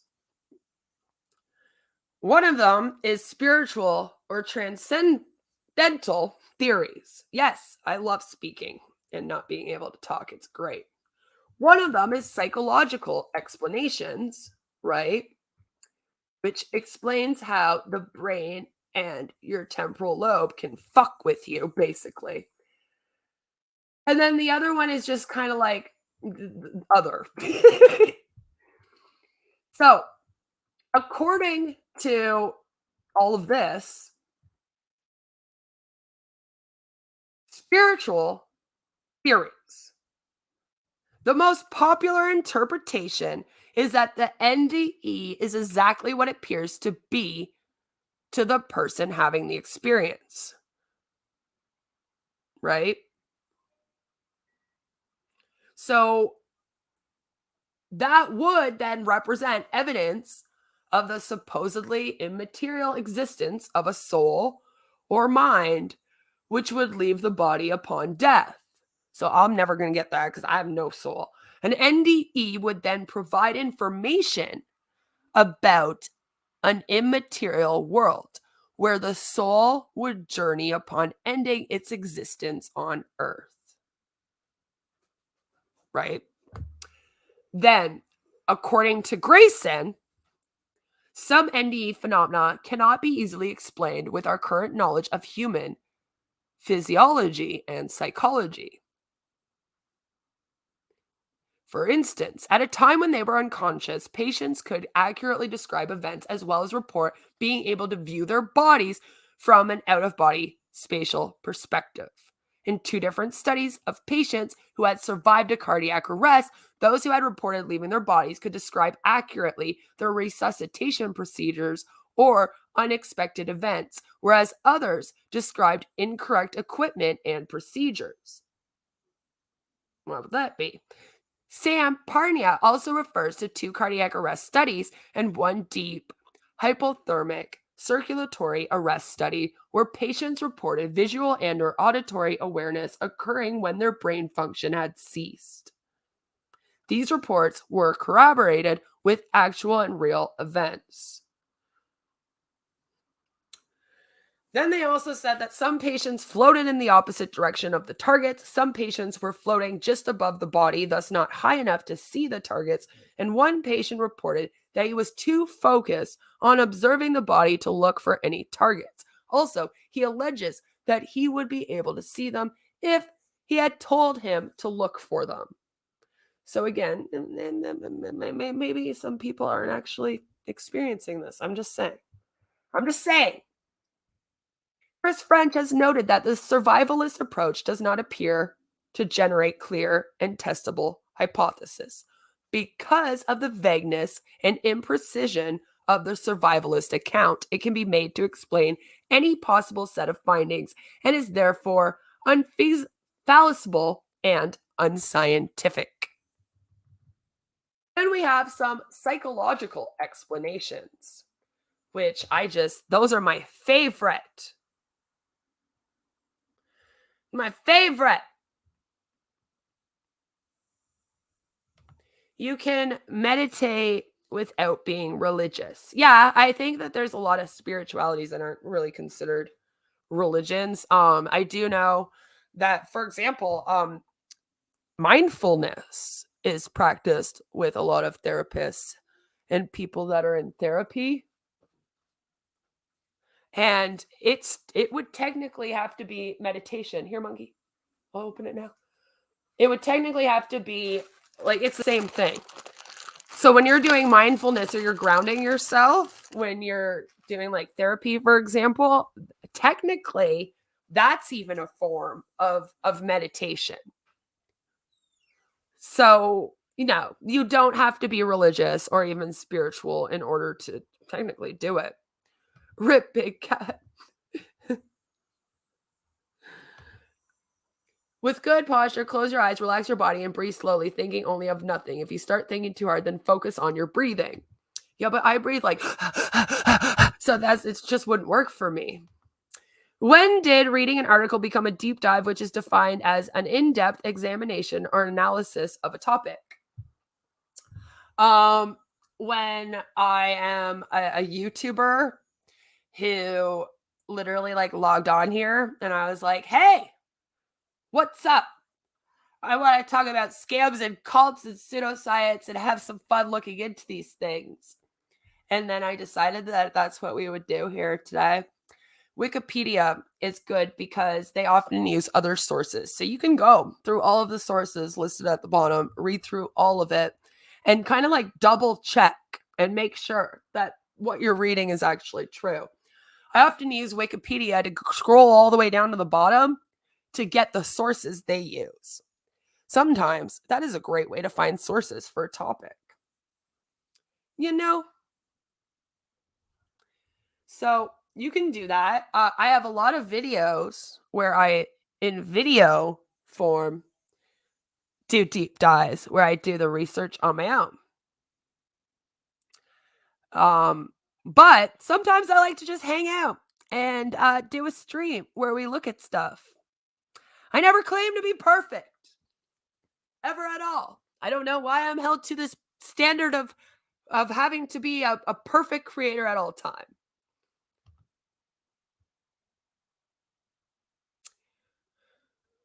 You know, nothing, Joe. No one gets nothing. So, French summarizes the main psychological explanations, which include the depersonalization, the expectancy, and the dissociation models. Also, Fox, if you were looking for the teacup, they're here. Depersonalization model. A depersonalization model was proposed in the 1970s, and that was by Russell Noyes. I had a friend with that last name. Kind of funny. And clinical psychologist Roy Cletty, which suggested that the NDE is a form of depersonalization experienced under emotional conditions such as life-threatening danger, potentially inescapable danger, and that the NDE can best be understood as a hallucination. Right? According to this model, those who face their impending death become detached from the surroundings and their own bodies, no longer feel emotions, and experience time distortions. This model, though, suffers from a number of limitations to explain NDEs for subjects who do not experience a sensation of being out of their bodies. Unlike NDEs, experiences are dreamlike, unpleasant, and characterized by anxiety, panic, and emptiness. And a religious person might say that that's because they were going to hell instead of heaven. Also, during NDEs, subjects remain very lucid of their identities, and their sense of identity is not changed, unlike those experiencing depersonalization. The expectancy model. Another psychological theory is called the expectancy model. It has been suggested that although these experiences could appear very real, right? Because, I mean, they probably are real to everyone that experiences it, that they had actually been constructed in the mind, either consciously or subconsciously, in response to the stress of an encounter with death or a perceived encounter with death. I mean, someone like me, you can end up with an entire mental health disorder if you are endlessly close to death or fearful or in a position where you think that your life is in danger. So obviously it's very stressful, and it would make sense that your mind would fuck with you if you're going through that, right? But they believe that it does not correspond to a real event. Again, it's similar to wish fulfillment because someone thought they were about to die, right? They experienced certain things in accordance with what they expected or wanted to occur.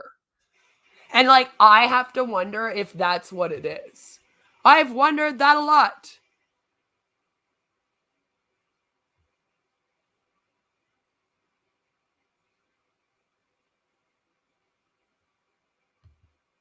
I know, it's true. That never does. Never does.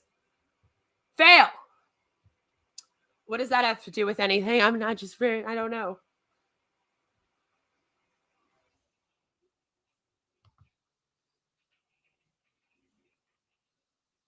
I mean, that makes sense. They just listen to American.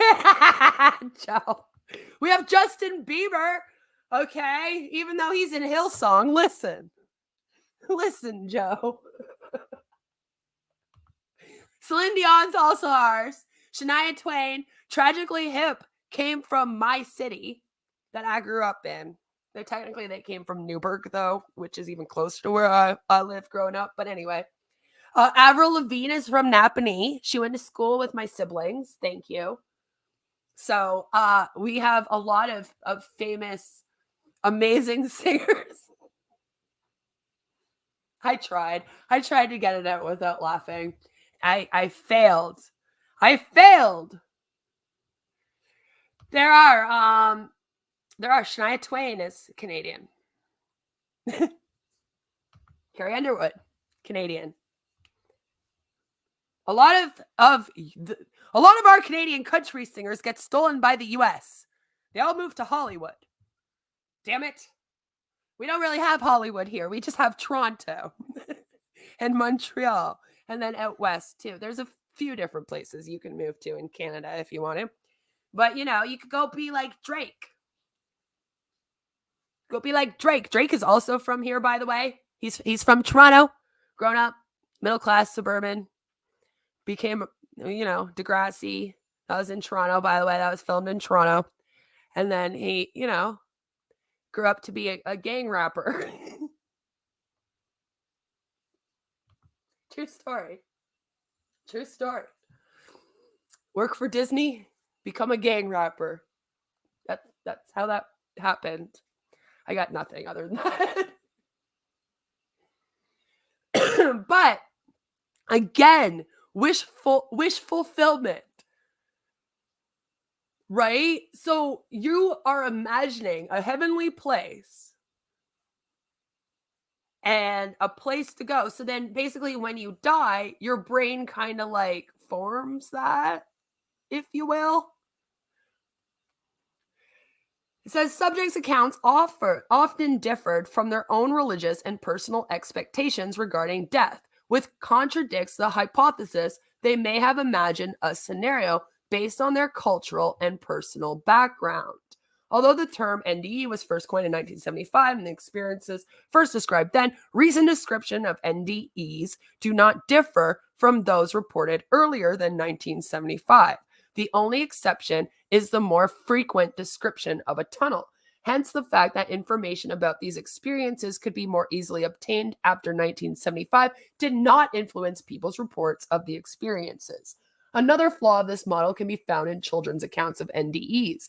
They're similar to adults, but of course, the children are less strongly affected by religious and cultural influences about death. So, again, a child would probably see it in a very different way. And so they're kind of like, it might not be that though. All right. It's not really the wishful thinking one, because otherwise then everyone would probably see it more similar. But if those cultural and religious influences don't get children, then that's weird, right? And they also have the dissociation model. And it says that NDE is a form of withdrawal to protect an individual from a stressful event. Under extreme circumstances, some people may detach from certain unwanted feelings in order to avoid experiencing the emotional impact and suffering associated with them. The person also detaches from one's immediate surroundings. I know very well of that as someone with a trauma disorder.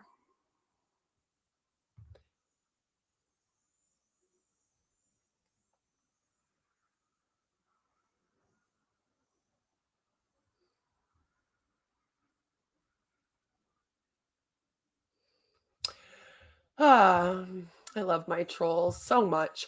Birth model suggests that near-death experiences could be a form of reliving the trauma of birth. Now, this one I'm a little iffy on. And listen, I shouldn't be iffy on it either. Because someone with my mental health disorder, as I just said, I definitely understand how one can disassociate in a stressful situation, right? Okay, makes sense to me. However, you don't remember your birth. Like, I don't remember my birth at all. Most people don't. And the funny thing is, me with my trauma disorder, there are things from my past abuse that I don't remember, but it still very much affected me. It's just, I'm not sure how true that would be about birth. But there are studies that do say that, for example, a child has a very stressful birth, they can experience problems later on. So I don't know. It's a hard one. I just don't really think that people want to go and relive their birth as much as enough to have a whole model of it. Okay. I feel like that's a bit much. A bit much. But it suggests that this could be a form of reliving the trauma of birth, since a baby travels from the darkness of the womb to light and is greeted by the love and warmth of the nursing and medical staff and hopefully their mom. And so it was proposed the dying brain could be recreating the passage through a tunnel to light, warmth, and affection. Reports of leaving the body through a tunnel are equally frequent among subjects who were born by cesarean section and natural birth. Also, newborns do not possess the visual acuity, spatial stability of their visual images, mental alertness, and cortical coding capacity to register memories of the birth experience. And see, that is kind of my issue. Is kids maybe can. Hello.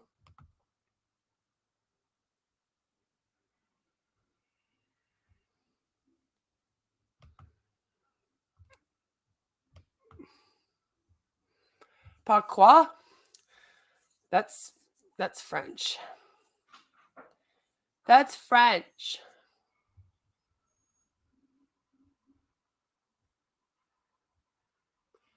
That's French. So, I have a hard time. I have a hard time being like, people are traumatized and they want to relive their birth. I don't think that one's it at all. So now we get into the physiological explanations.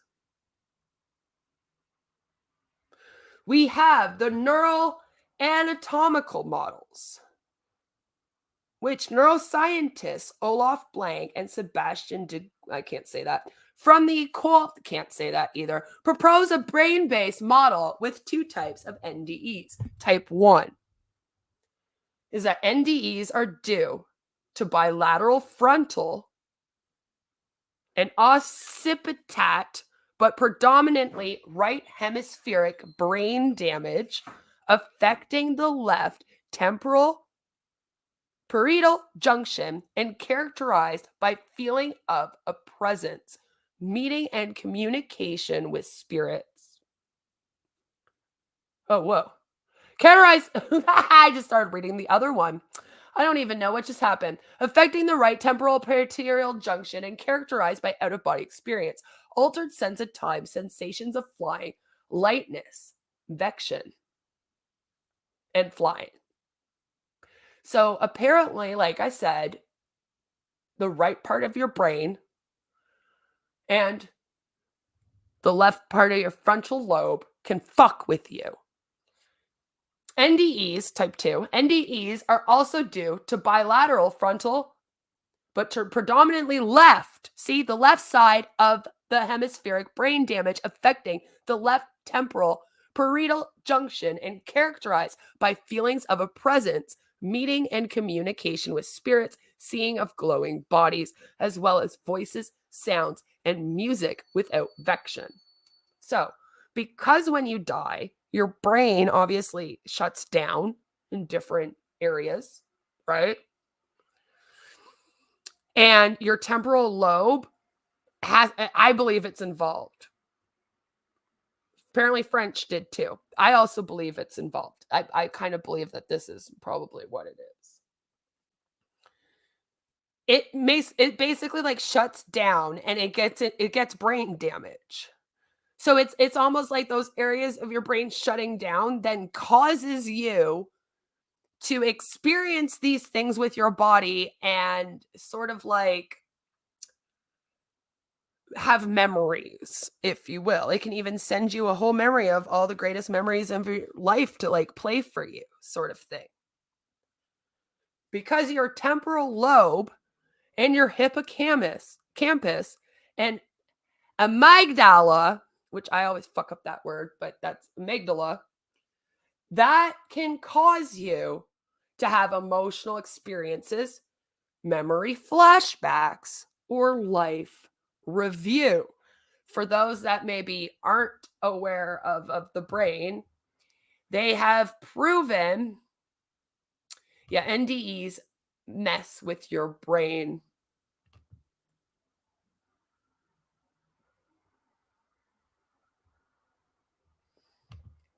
I had a near-death experience after a car crash a long time ago. I don't know what it was, but it shakes me to the core. And again, that's fair. I assume that having an experience like that, they would be like, they would change your life. Probably not many. I wouldn't know. I don't listen to country.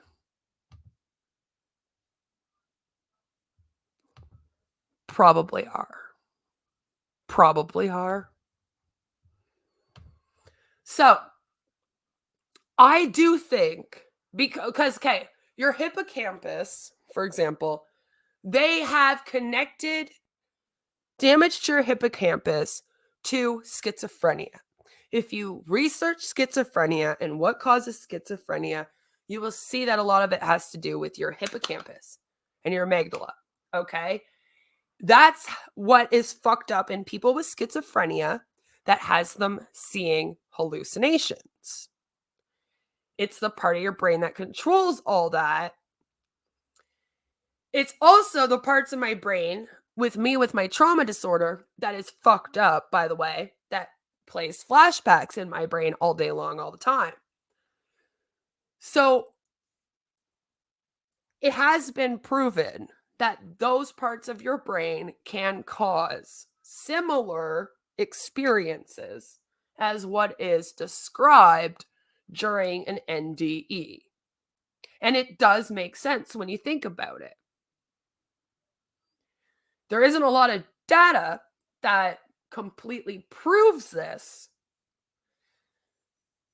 but in 2009, there was a study that reported that recent studies employing deep brain stimulation and neuroimaging have demonstrated that out-of-body experiences result from a deficient multisensory integration at the temporoparietal junction, and that ongoing studies aim to further identify the functional neuroanatomy of near-death experiences by means of standardized EEG recordings. So they are looking more into this. So I hope that, we keep studying this more and more and more and more and see, more information needed. We never know everything to make a definitive explanation for things like this. That is an animation of the human left temporal lobe right there. It is the one that fucks with you the most. Some theories explain reported NDE experiences as resulting from drugs used during resuscitation. For example, ketamine, Special K. That will fuck with you. Don't do that. I've never done that one, but I had a friend that tried that one once, went into a K-hole for like 4 hours. It was not fun. Don't do that. Or from endogenous chemicals that transmit signals between brain cells and neurotransmitters. Right? So, excuse me. I mean, it makes sense. It makes sense that when you're all doped up and they're trying to bring you back, that you would then literally like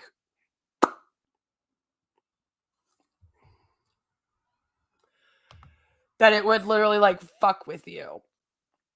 Because Special K and a lot of the drugs that they use for this are hallucinogens. They also have linked salvia and DMT to near-death experiences. So obviously, if you do a lot of drugs, you might have a lot of near-death experiences. And that again would go back to those parts of your brain, in my mind, where you are fucking around with your limbic lobe. You're fucking around with those endorphins. You're fucking around with the left side and the right sides of your brains. You're just fucking around with your brain by doing these substances.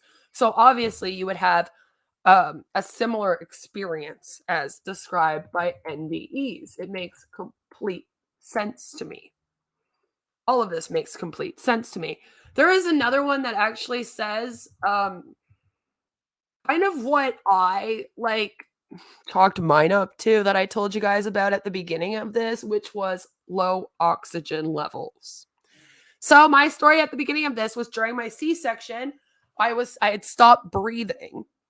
And then I had like an out-of-body experience. And then I heard my husband tell me to breathe, baby, breathe. And then I went back into my body and breathed, and I was fine. I've always just figured that I had like low oxygen in my brain, right?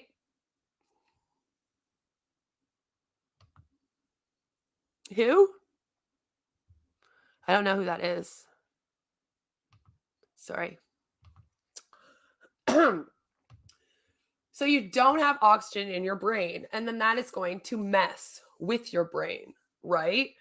And I just assume that that's what mine is, because you would get hallucinations from that. It's been known that if your brain doesn't have proper oxygen, your brain will do funky ass things. So I always just kind of figured that that's what it was. So, I mean, can people, let's be real, when you're dying, your brain is going to lose oxygen, right? So what if it's a mixture of a bunch of these things? You know what I mean? Like, what if it's low oxygen, your brain's circuiting out, and a whole bunch of these other examples that explain? You know, I'm just wondering. I'm wondering. I'm wondering.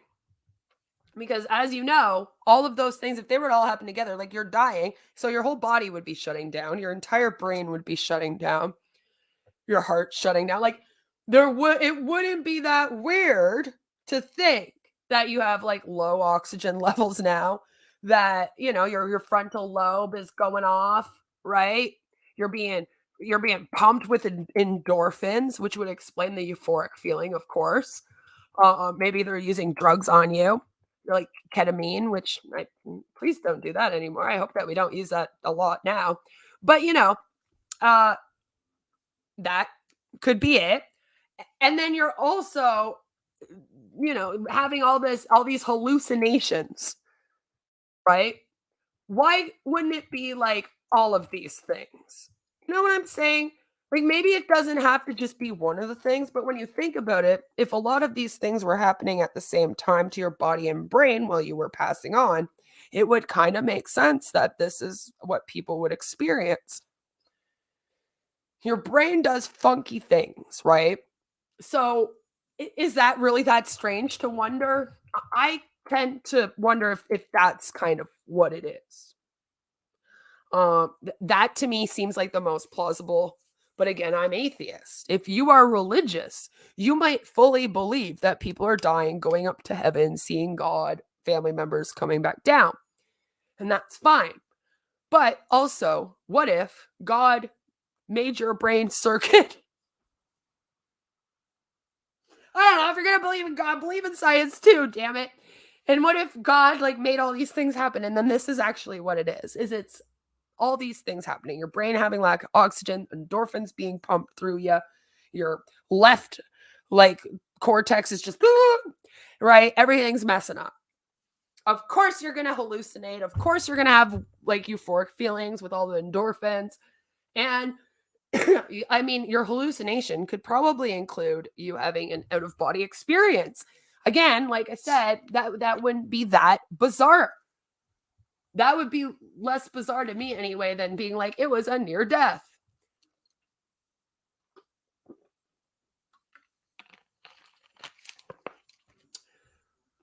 An 18-pack, that would probably do better, Joe. Drink an 18-pack and then let me know if you have a near-death experience.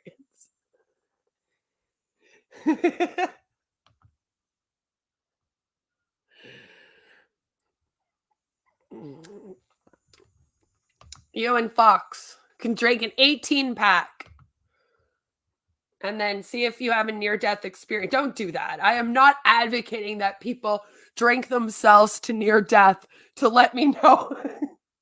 Oh, Lord. Now I'm going to be canceled for that, Joe. Now later in the subreddit and all over Twitter, they're going to be like, Queen of Spade told everyone on her stream today to drink an 18-pack and then go and die and then tell her about their near-death experience. She's a danger. And then they're going to be adding Team YouTube again and shit. Jesus. We almost made it through the whole fucking stream without this, Joe. I blame you and Fox. That's who I blame. But yeah, I think it might be all of that. Now, the other thing that French said is that at least some of these might be false memories. Now, again, we do know that there are people that kind of like show up and they will make this up. We've seen it when it comes to aliens. People make up crop circles and shit. Okay. Like some people will just say that they've experienced something for like fame or some other weird reason. I don't know. Maybe they wanted to go on Oprah in the 90s. And so they were like, I had a near-death experience. It made me a psychic. Woo! That kind of thing. And again, that's not that weird. It's not that weird to think that it would be a bunch of things. So I actually found a great article that talks about, because, you know, I don't know how to do anything. I'm just a stupid girl that's on YouTube. But it says, can science explain near-death experiences? And since I love science, right? Since I'm a science person, I definitely want to know this. That's what I want to know. Can science actually explain this? So I need a little girl's break, and then we are going to be back with can science explain near-death experiences? What does science say about near-death experience? Is it what I think? And it's just like a collection of your brain messing with you, your hippocampus, your left lobe, amygdala, just fucking with you, plus lack of oxygen, plus endorphins, and then you get that experience? Or does science have an actual other explanation for this? Because once again, I am kind of a STEM girl. So I go, what does science tell me? I'm not going to follow the religious beliefs. I'm not going to follow anything else, but I'm going to look at science and what science tells me. And I do believe that neurophysiology has looked into this for a while, and they seem to believe that it is a mixture. At least last time I looked into it, that is what they believed, is that it was a mixture of your hippocampus, amygdala, different lobes of your brain fucking with you, endorphins, lack of oxygen, and then it made your brain kind of play a trick on you. So I need to go take a little girl's break, and then we'll come back and do that. So enjoy some Sketch Almighty.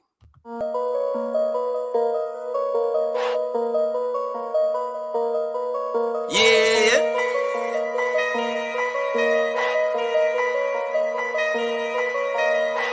I don't ever get exhausted. Can't wait to say that I made it. I've been working on patience. This year I know that I got it. Hot guy with the shots, boy. I ain't missing my target. They thought it was done. They thought it was over. I told them I just getting started.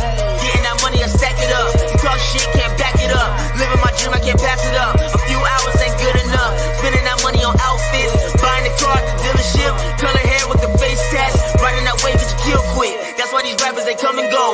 tune with the same flow. Videos with the same hoes. New chain with the fake gold. I never fold under pressure.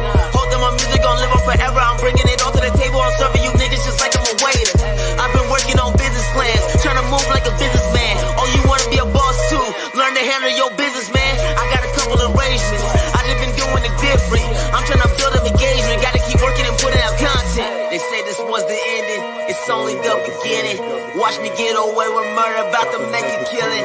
I ain't stopping, I ain't quitting, I ain't giving up for nothing. Someone come and tell these motherfuckers I'm just getting started. I'm just getting started. It's only the beginning. Someone tell these motherfuckers I'm just getting started. Not fuck with the drama. I'm trying to fuck up some commas. I'd rather make me some dollars. I'm doing good, just like my karma.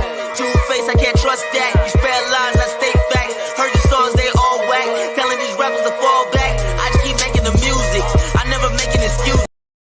I just keep making music. I never making excuses. Sorry, I like that song. That's a fun song.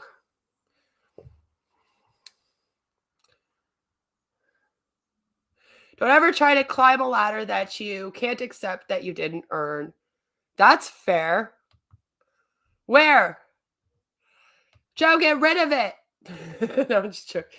Yeah, he's a person of color, so that's fine. He can apparently drop it all he wants.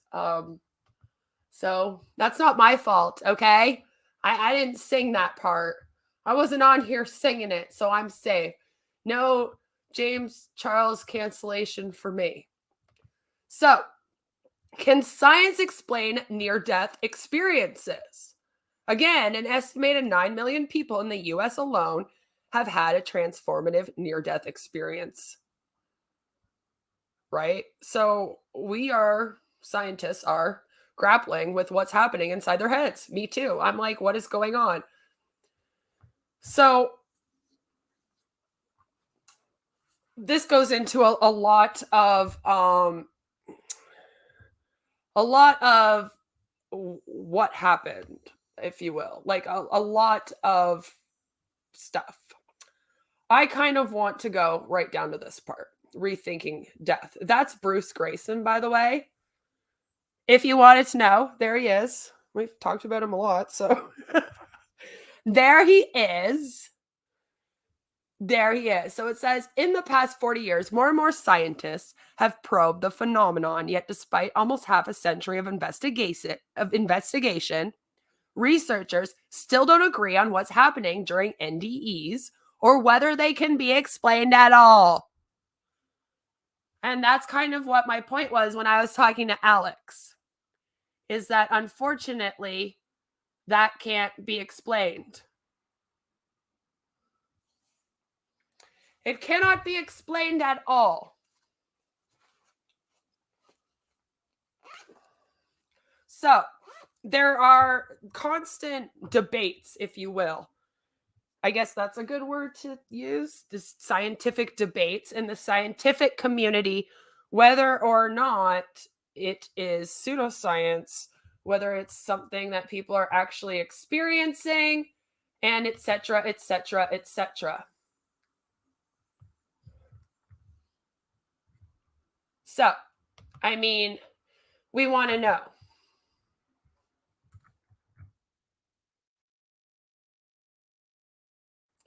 Hello! Is my system messing up on me again? I love it when my system messes up on me. It's so wonderful. It's amazing. And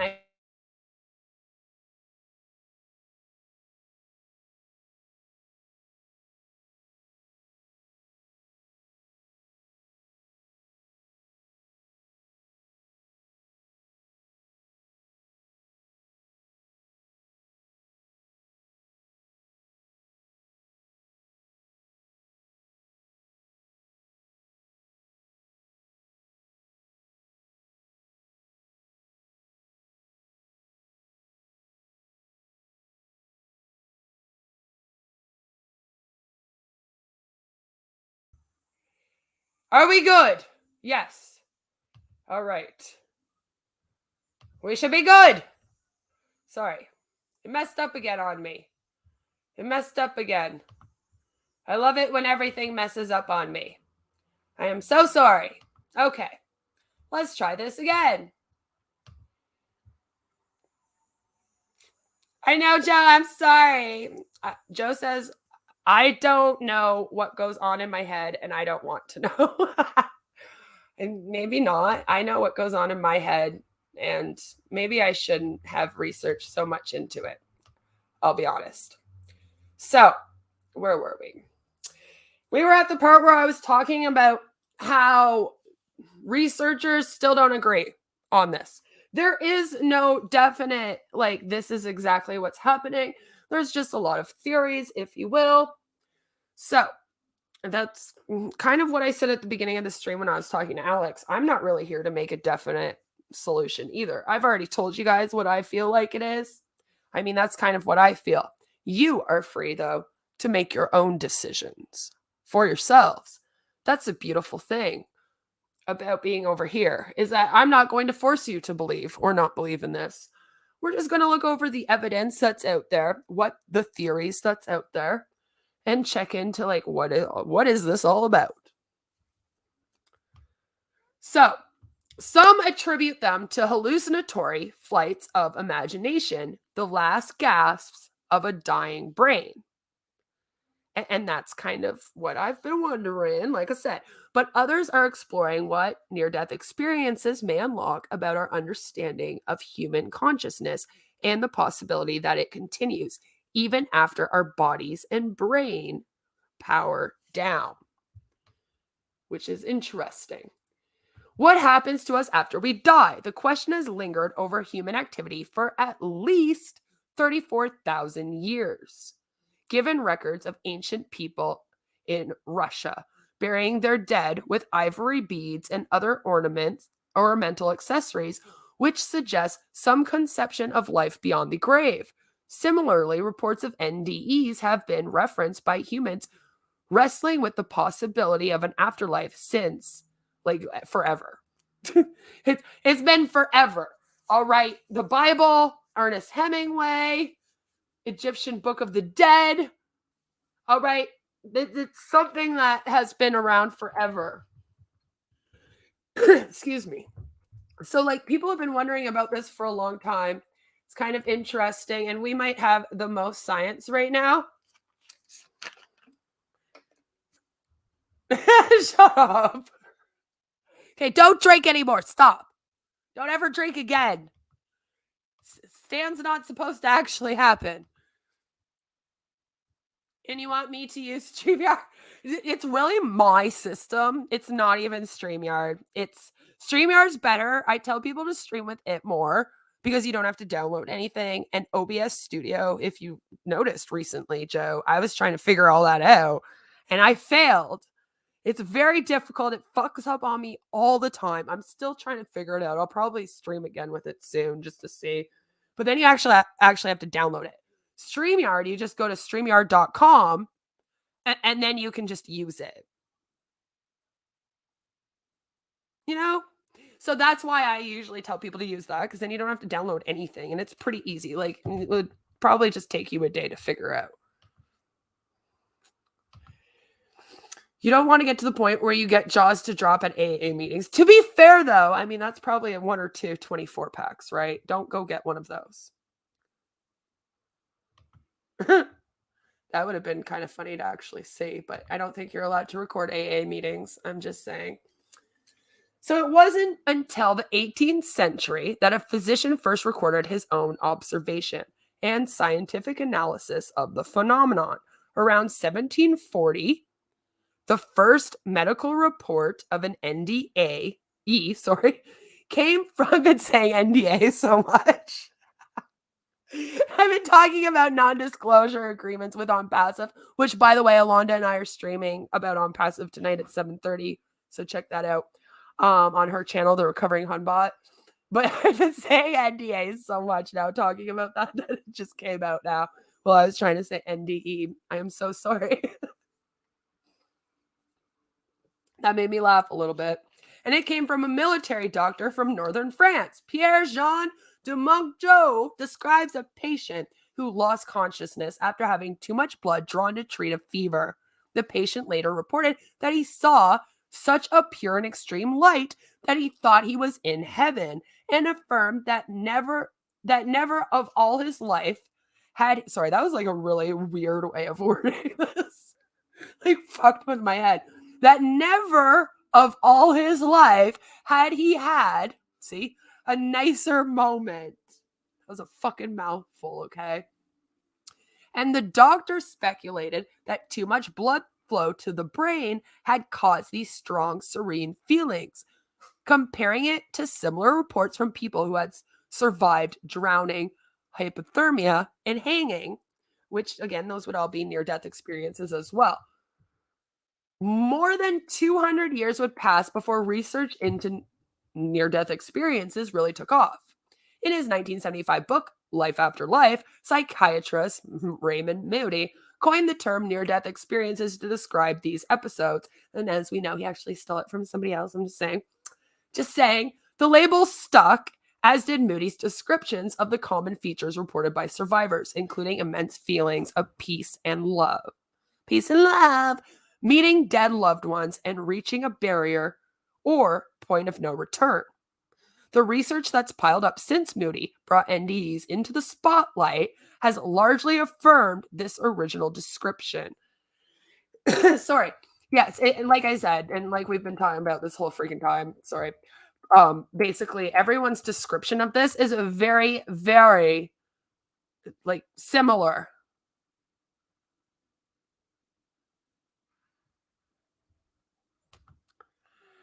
Ash here. No, we don't want Ash here. We don't want Ash here. When I turned 25, oh, this person thinks I'm 10 years younger than I am. Oh, it's so sweet. So sweet. So, again,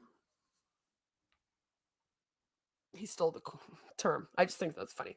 For much of human history, death was seen as a simple and permanent affair. When people died, whether they had a car accident or were at war or had an infection, the final thing that would occur is that their heart would stop, right? And your brain stops, like, you know. And that was irreversible, since the heart is intimately intertwined with the functioning of the lungs and the brain stem. Any process that leads one organ to stop working will inevitably lead to the termination of the other two. In short, if any of those three vital organs ceases functioning, death soon follows. Your lungs, your brain, your heart. Even today, doctors still often declare death at the precise point in time when a patient's heartbeat comes to a halt. Yeah, because it is said that unless you're having like actual heart issues, it just says my wife's been 35 for 12. Should I just stay at 35 now, Joe? I mean, I just turned 36, but should I just stay at 35 now forever whenever someone asks how old I am? Joe, stop. Don't. For 10 years, that's what you really meant, right, Joe? I got to get her in here to come yell at you otherwise, okay, my man? So, in 1960, 15 years before Moody would popularize the term. I think that's better than like coined the term, because as we know, other people talked about that term before him. He just popularized it. That's better. Thank you. Physicians combined mouth-to-mouth breathing with chest compressions to create cardiopulmonary CPR, okay? It's called CPR.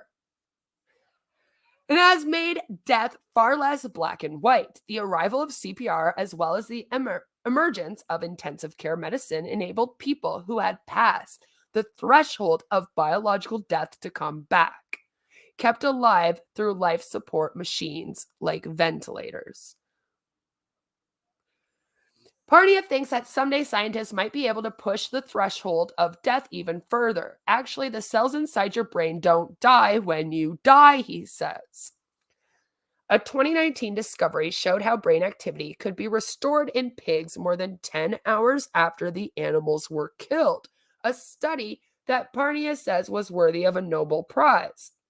Even when all signs of life have vanished and brain cells have been deprived of oxygen, those underlying cells don't die for many hours and possibly even days.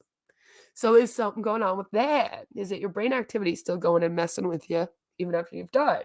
In other words, what we call the irreversibility of death is simply a lack of medical means to bring someone back to life. It would be really fucking creepy if people started dying and then like 10 years or 10 years, well, even 10 years later we brought them back. That'd be fucking creepy. I was gonna say 10 days though. Is that the one that like wanted to like marry the one? I just remember that one being really creepy. That one was always the creepiest one to me. I think Baked just covered him actually. Advances in medical resuscitation have helped fuel NDE studies, right? I mean, that makes sense. Because, I mean, I guess people just laughed it off before as people being crazy, right? Or whatever, those crazy people that think they saw Jesus after they died, right? But then once CPR comes into effect, I guess you would then realize that you can like, it's almost like bringing people back from the dead, right? So I guess that then you would want to study it again. Kind of makes sense. In a 2001 study of 344 patients who were successfully resuscitated in Dutch hospitals, 18% reported an NDE.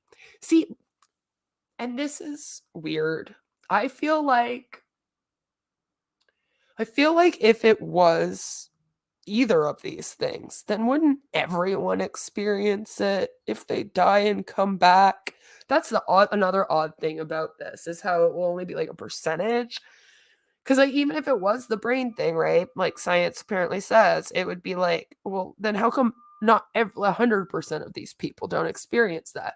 Or do they just not remember? See, that's the other thing. Like we talked about earlier, sometimes when you go through stressful situations, your mind will almost block out what's happening. It's like trauma can get blocked out, dissociation, that kind of thing can happen. So, like, is that what's going on? See, so many unanswered questions with this. More recent studies have even attempted to illuminate what happens to our consciousness when we die, a mystery that's kept humans awake at night for thousands of years. I know I often stay awake all night just wondering. Before John was 3 years old, his heart stopped. His grandmother recalls the chaos that followed. Well, yeah, Jesus fucking Christ. People rushing to help, chest compressions. This is like horrifying. John remaining lifeless and blue. Oh my God. He was put in an ambulance and raced off to the hospital. Thankfully, we know this is an NDE, so he comes back. After John had been revived and discharged from the hospital one day while playing, he said, "Grandma, when I died, I saw a lady." John's grandmother asked her daughter, John's mom, whether anybody had said anything to him about his cardiac arrest. "No, absolutely not," she answered. But over the next several months, John still continued to talk about what he'd experienced. "When I was in the doctor's car, the belt came undone and I was looking down from above," he said. Some features of NDEs, like those in John's case report, detailed in a 2014 paper written by Parnia, seems to defy explanation. Parnia, who also led a 4-year study of more than 100 cardiac arrest survivors, notes that some NDEers, that apparently we call them that, see scenes from their lives flash before their eyes, a phenomenon researchers call the life review. He also says that most tend to focus on their intentions toward the other people. You end up judging yourself based on your worth as a human being. The part that's particularly inexplicable is they end up experiencing this through the prism of the other person's perspective. Beyond that, many of these events depict things that you'd normally be unable to remember, like moments from early childhood. But again, you could have your brain storing those memories. Maybe you just can't like get to those memories. They're repressed or something, you know? And then when your brain does all those funky things, it finds those memories and throws them at you. I have this lovely mental health disorder that just constantly throws memories at me whenever I want. Whatever I want.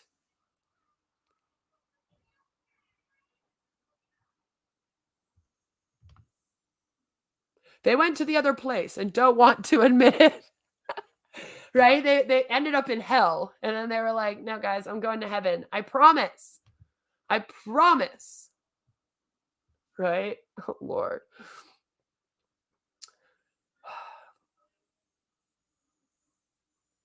I just feel like that does explain that, though. Like, you would have your childhood memories maybe repressed, if you will, and then it would play. Another seemingly inexplicable NDE hallmark is the out of body experience, or OBE. Many people report that their consciousness seems to float above their body, and in rare cases, they observe and remember what's happening around them with startling accuracy.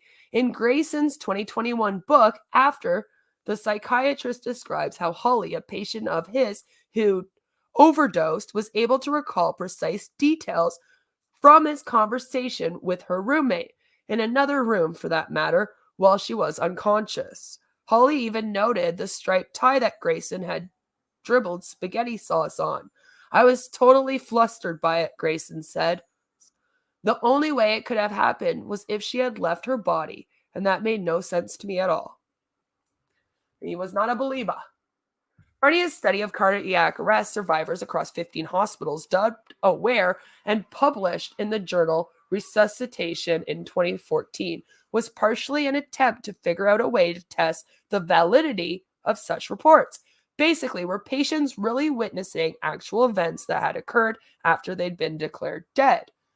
To study survivors' claim, participating hospitals put dozens of shelves in their emergency departments and ICUs. Each had a different image facing up, including pictures of religious symbols, animals, and newspaper headlines, only visible to someone peering down from the ceiling. In theory, patients might see the image if their consciousness had somehow decoupled from their body in the emergency room. Among the 101 survivors who were interviewed multiple times, nearly half reported that they had no awareness or memories at all while they were unconscious.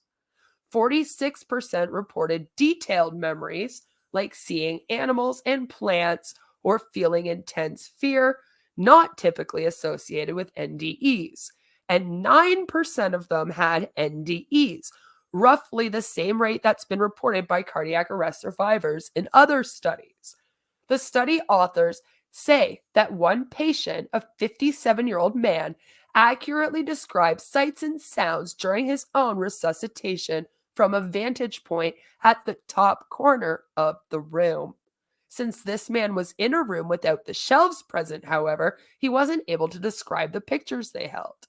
Well, none of the patients. Do you know what, though? That's kind of fair, because how would he know to go in there? You know what I mean? Like, you wouldn't tell them. While none of the patients studied were able to name images on the shelves, only about 22% of the cardiac events occurred in those modified rooms. So then that's fair.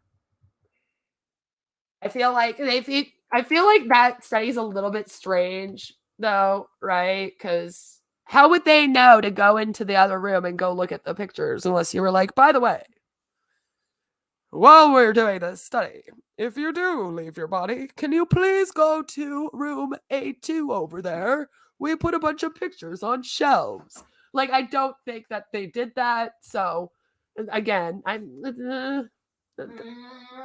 that's an iffy part of the study.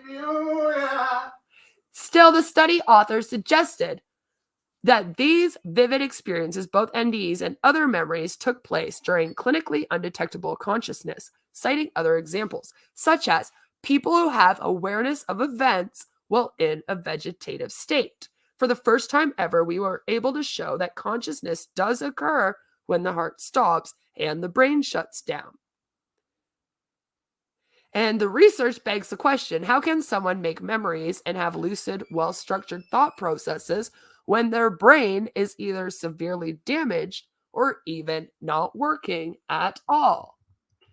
Again, if you are like me and you believe that people don't have a soul, because you're atheist, we're all going to hell if it exists, then, might believe that. Little weird. Because you're like, well, your brain and your heart stopped working, so then where would it go? I'm assuming people with a soul would then assume that their memories are kept in their soul. I don't know. Let me know if you believe in that, where you think that the memories would be kept after the brain and the heart shut down. How that would happen. I would be interested to know, just because I want to know what people think. A skeptical lens. There's no denying the transformative power of NDEs. These deeply mystical experiences can prompt major psychological and spiritual changes, like enhanced empathy and less concern for wealth or social status. And again, I'm saying that though, like, it makes sense that when you die, maybe you almost or die and come back, right? That you would then have a new gratefulness for life. Maybe see it in a different way. I don't think that that's just an NDE thing. I feel like even people that don't have NDEs might also experience that because they would, almost die and then not die and then be like, thank God I didn't die. And then see the world in a completely different light. Like, again, that's like not it for me.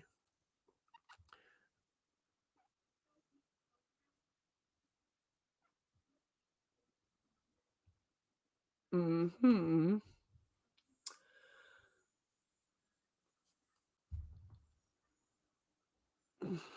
I don't know. I'm sorry. I just got thinking in my head instead of out loud. And yeah, like I feel like everyone would have an enhanced empathy and maybe less concern for wealth or social status after experiencing something like that. That's not just about the NDs. Beyond that, simply knowing about them can trigger big life changes. Grayson points to research on students who have studied NDEs. Even a year after learning about them, they often became more caring and altruistic. The idea of the near death experience touches something that we all know deep in our being, he says. We are not here alone. We are part of something greater than ourselves. You are not alone. Yet, not all of these are positive. While euphoric NDEs get the most press, other experiences can be deeply disturbing, dominated by feelings of terror, isolation, and agony. Because they went to hell. Sorry. And while NDEs often precipitate personal growth, they can also trigger symptoms of PTSD and cause major disruption in people's lives. I've seen lots of careers end, says Grayson. In addition to that, many people were so enraptured by their NDE that they were depressed or angry to be back alive again. Like if you didn't want to leave the beautiful heaven place you went to, I guess you would be upset. I'm sure there are even people that have went to unalive and then maybe they couldn't unalive. Hello.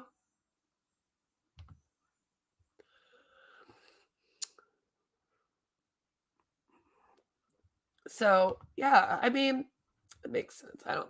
Regardless of their impact, some scientists and scholars still view NDEs through the lenses of psychology, biology, and neuroscience. John Martin Fisher, a philosopher at the University of California, Riverside, and co-author of Near-Death Experiences. Wow, really took you a while to come up with that book name, didn't it? Says that one explanation for the universal similarities in NDE reports is often ignored. It's not that we're in contact with an otherworldly realm, he says. We're all similar. Humans have similar developmental histories, psychologies, and similar brains. Which, that's very true. We're all the same on the inside.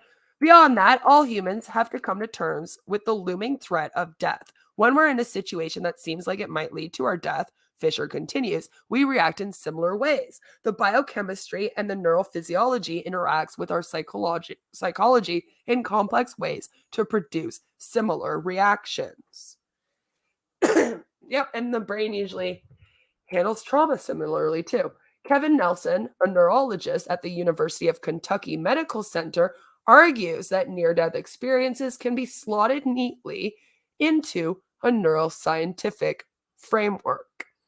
Like Fisher, he says that these are complex phenomena, but also notes that many of the well-known features of NDEs can also be triggered by situations where someone's life isn't in danger.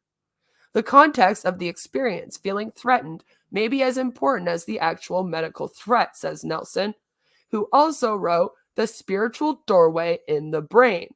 He points out that the experience of feigning can generate similar effects. Done in the safe confines of a laboratory, it will induce identical elements to a near-death experience. A study published in The Lancet in 1994 found that syncope or feigning also prompted NDE, did it again, Joe, NDE staples like feelings of peace, entering another world and being surrounded by light.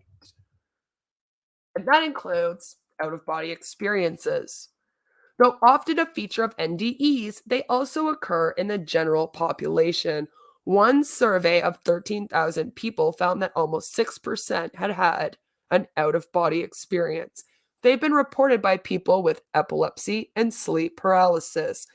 They can even be triggered in the lab by zapping the brain's temporal cortex, which regulates how the body perceives itself with a small electric charge. And that could be what's happening when you have an out-of-body experience, right?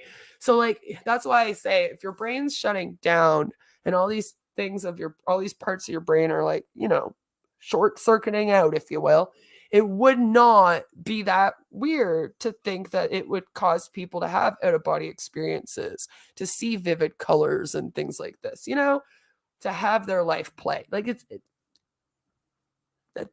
probably what's going on. Probably. I'm just saying. Most of the time, says Nelson, they occur during the transition between wakefulness and rapid eye movement, REM, stages of sleep. So, I mean, you could even have it happen then, too. Nelson thinks, well, by the way, that helps us explain how it can also happen in a coma or while you're meditating, I guess, right?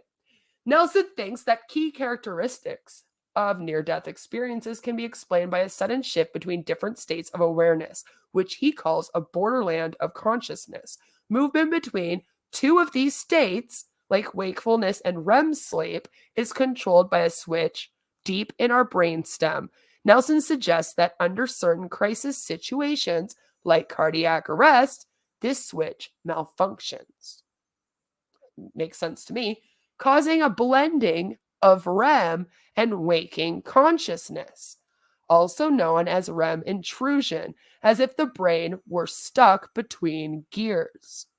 The brain switch is deeply intertwined with our fight or flight reflexes.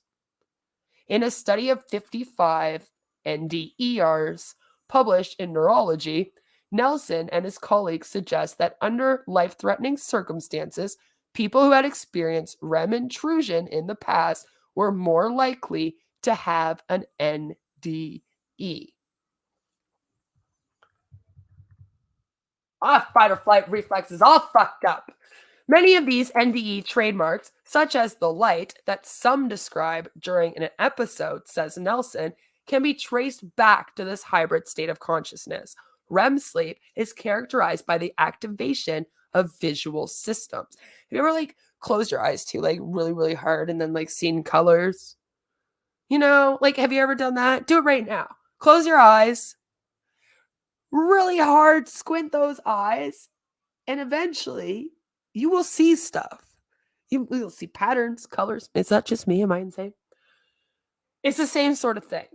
It's kind of like that. You would see that. It's not that really weird. Other hallmarks, says Nelson in a 2015 paper, like the sensation of bliss, often termed mystical feelings of oneness, can be explained by fading blood flow and oxygen as the brain fights to keep itself alive. So yeah, fading blood flow and then lack of oxygen to the brain.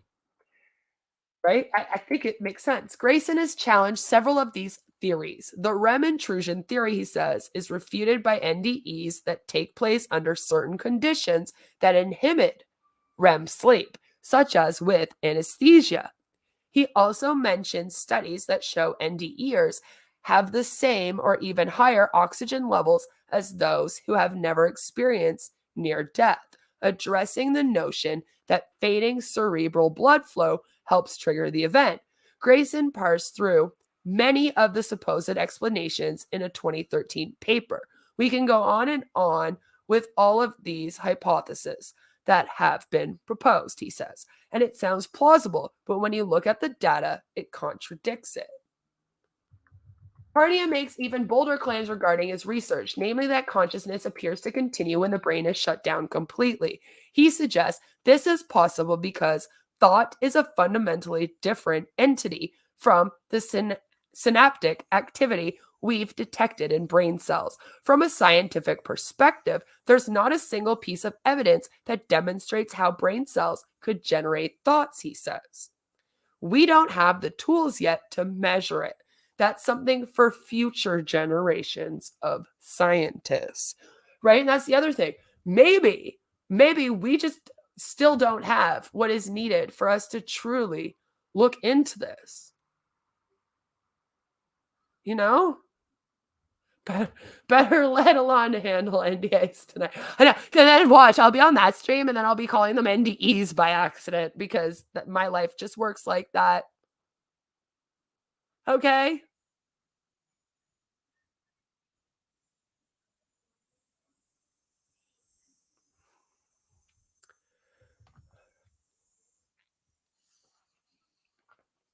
So, we might not have the tools that are necessary for us to really fully study this.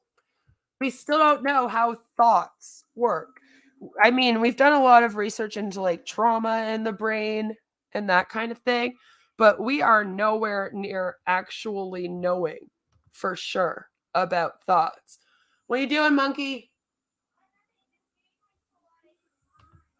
Okay, can you close the door, please, when you're done? Thank you.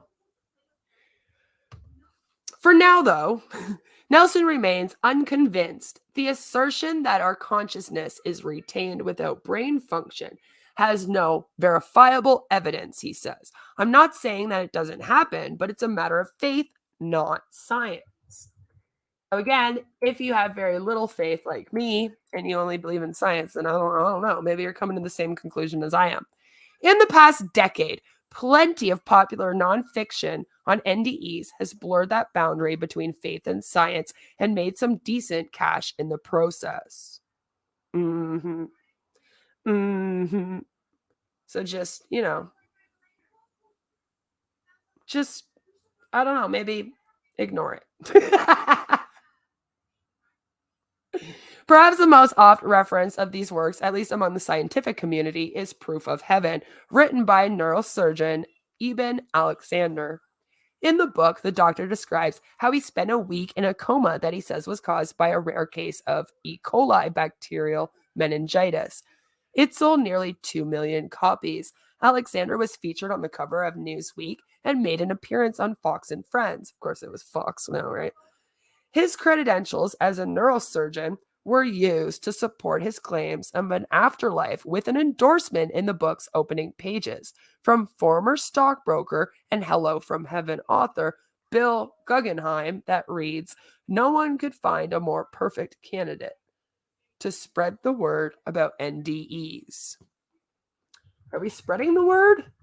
Are there people that are like hired to do this? I'm just wondering, is it like how I'm apparently hired by NASA to say that the world is not flat? Is it the same? I'm just wondering. Joe, did you get your check yet, by the way?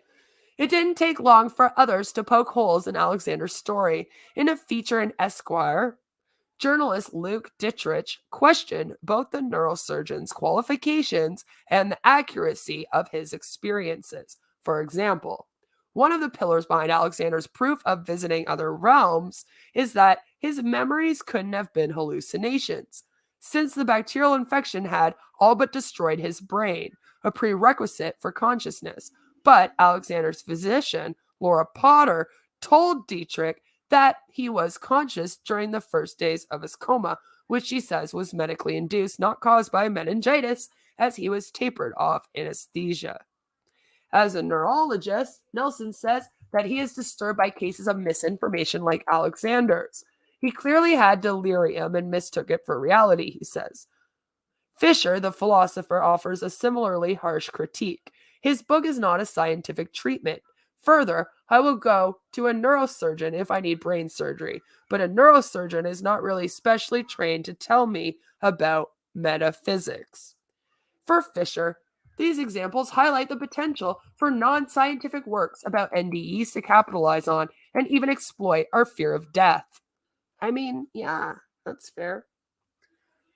These reports are very vivid, he says, and we look at the positive evidence they offer for an afterlife and ignore the problems with the evidence. This is John Martin Fisher right here. If you needed to know, a second. My daughter did not close the door. Spoiler.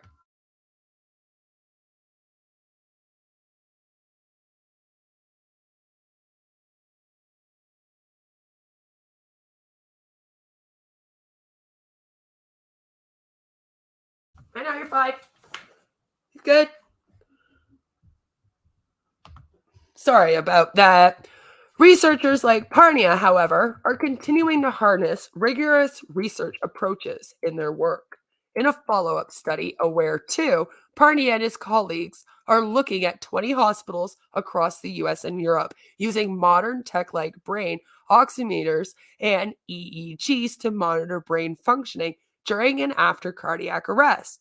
Whatever these studies show, Parnia says that the empirical science should inform people's philosophical and spiritual beliefs, not the other way around. As such, these events shouldn't be treated as hallucinations. He even prefers to avoid the term NDE because of how it has been used and interpreted. You have millions of people all over the world who are basically telling you the same thing, he says. That means you can use all kinds of research methods to understand what it's like to experience certain things. Grayson echoes Parnia's belief that NDEs are not hallucinations, pointing to the accuracy of out-of-body reports, but he also acknowledges that we can't confirm that NDEers have truly brushed against the afterlife. Those are just subjective experiences, he adds. With the research tools available today, explaining those experiences, whatever scientists decide to call them, will likely remain an exercise in philosophy just as much as hard science. Right? Makes sense. It makes sense. And then we also have this little blurb where they call it end-of-life experiences. As hospice physician Christopher Kerr puts it, dying is a paradox. You're physically declining, but spiritually, you're very much alive. He's also the CEO of hospice and palliative care in Buffalo. We view dying as this medical phenomenon when it's ultimately this human experience that is very rich. By speaking with hospice patients, Kerr and his colleagues have explored the nature of over 1,500 inner subjective events called end-of-life experiences, or ELEs. L's? Can I call them L's? I like that better. That many people go through as they approach death. A key difference from a near-death experience is that an end-of-life experience occurs days, weeks, and even months before signs of life fade. The researchers found that nearly 90% of patients reported having at least one ELE, which can include extraordinarily vivid dreams or visions. These dreams often featured both living and deceased loved ones. The closer you get to death, the more likely you are to see people who are deceased, who you loved. The frequency of ELEs also increased as people came closer to death. Overall, more than 60% of patients found their dreams comforting, while around 19% reported that they felt distress.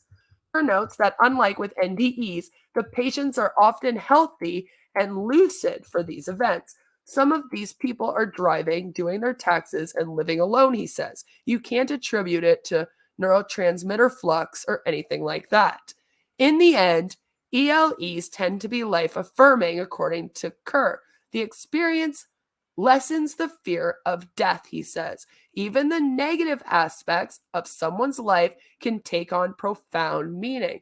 Such was the case for one aging veteran battling PTSD and survivor's guilt. In his end-of-life dreams, he was comforted by seeing the soldiers. Then he could sleep because he found peace. Which, I mean, that's kind of a nice thought. You know, I like that. I like that it helped him in that way if he was near his death. You know?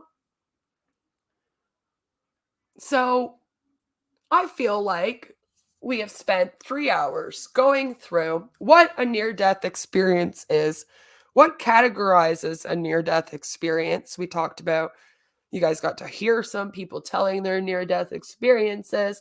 And then we talked about the different theories that were out there. And I think at the end of this, we have concluded that there is no decision whether or not near-death experience is any of these theories, right? It is still being very much studied and looked into. And I think that all of us come to the conclusions based on our own personal life decisions, as well as our belief systems and the likes. For example, I'm atheist, but I'm not going to sit here and be like, nah, nothing like this ever happens, because as I shared with you all, I kind of had one apparently. So obviously, there is something real about the experience. Now, does it mean that you're like dying, going up to heaven, seeing people, and then being told to come back? I can't believe that. There are people that are religious that probably do believe that, though. And honestly, if they want to believe that, there's nothing wrong with them believing that. If that gives them some kind of closure or comfort when it comes to death, I don't really have a problem with it. You know, you do whatever you need to do in order to accept that part of life. That's really what I want to say with this as well, is as long as you're not hurting anyone with these beliefs or pushing them on other people who are using them to make money and shit like that, then honestly, you're not hurting anyone. If you believe in an afterlife and you believe that people can die, go up to heaven and come back, you're not hurting anyone, right? I just wanted to know if there was scientific evidence that would prove that it could also be other things, because that's where my atheist mind goes, is I'm like, well, science has to have an explanation for this, okay? And there kind of is. Could it be a mixture of these theories? Probably. Could we not have what is needed for us to actually fully research this to come up with a real conclusion? Most likely. I mean, yes, it's the year 2022 and we have the most technology than ever. But in another 40 years from now, they'll have the most technology ever. And maybe they'll be able to figure out how we have thoughts. You know, they do a lot of studies into memories and whatnot. I look into a lot of those because of my mental health. I like to know how memories and shit works. And they've come a long way, but they still don't know everything about that either.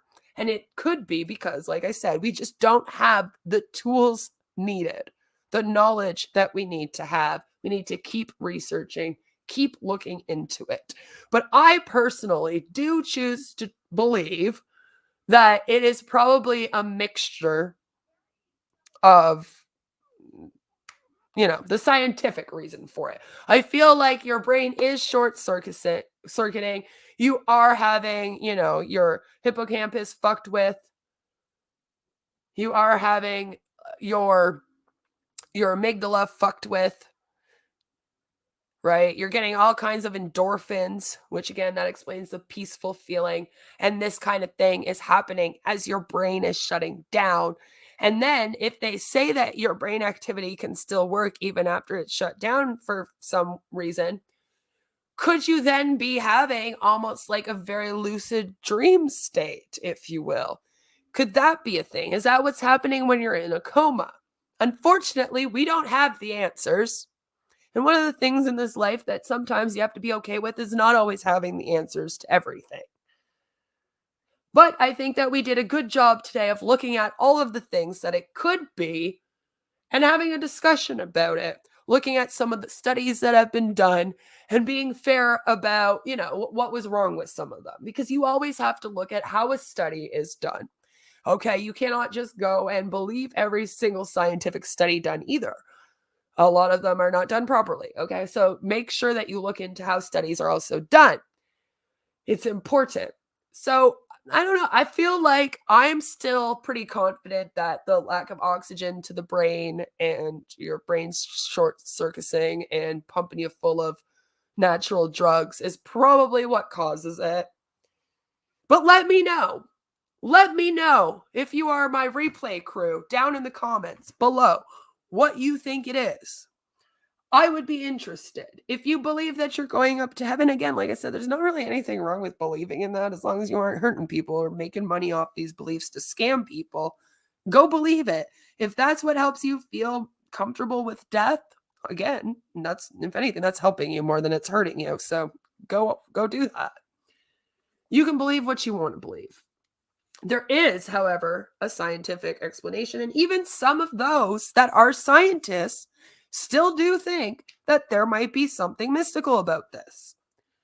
So, again, we just don't have all of the appropriate information to say exactly what it is. And that is why it is still kind of considered to be pseudoscience. Pseudoscience is really just science that cannot be proven with science in a lot of cases. It doesn't mean that it's wonky science or fake science all the time. It can also mean that we just don't have a definitive. We don't have a definitive answer for it. And this is one of the ones where we just don't have a definitive answer. There's a lot of theories, and we will continue to study this. And I hope nonstop now, because as you heard, there's like 200 years missing that we could have been studying this for. That would have been great. But, we didn't. So hopefully now we continuously study this, and then maybe there will be an answer. It might not be in our lifetime. So I hope that if it's not in our lifetime, then this stream has at least given you a lot to think about. And you can always go and research this for yourself. I highly recommend that you always research everything for yourself. I always tell you, never just listen to someone on here telling you things. Never. Okay. Don't even listen to me. All right. You watch a stream like this, take in what I say, and then go and look it up on your own. Watch some of the experiences on YouTube. Like I said, you really do just have to type in near-death experiences, and a lot of them will come up. It's not hard to find. And look into it yourself. Make your own decision about it. And like I said, hopefully one day we'll know. We'll know what it is. Until then, I hope that all of you have a fabulous, fabulous rest of your day. I'm going to go spend some time with my family because at 7:30 p.m. Eastern, I am streaming with the Recovering Hunbot on her channel. And we're going to be talking about that on Passive Review, like I suggested the other day. I was like, I really hope that Alonda just wants to stream about it. Because this place drives me insane. And sometimes when I talk about them by myself, I'm lonely. I'm like, I need somebody else to bounce these ideas off of and flip out with me about how dumb they all are. And so I am glad that she and I are going to be doing that together tonight, where we're going to talk about this great Ash Mufara update that was given last night. I couldn't stream it last night. I'm sorry. I had family stuff going on and whatnot. I try to spend most of the evenings with my family. So we're going to talk about it tonight. So have a rest of your day. Make it fabulous. Go make it fabulous. Do something you love. Take a break from this weird app of toxicity. And I will see you all, and you'll all see Joe at 7:30 tonight for an On Passive stream. And then there should be a video out over the weekend of 5D Love Has Won / Joy and Reign's Cult. I'm going to try to have it done for sometime on Saturday, but I'm not going to lie, it might be Sunday, but it will be done by the end of the weekend. And then on Monday, I have to talk to you guys about Sensi again before I lose my mind.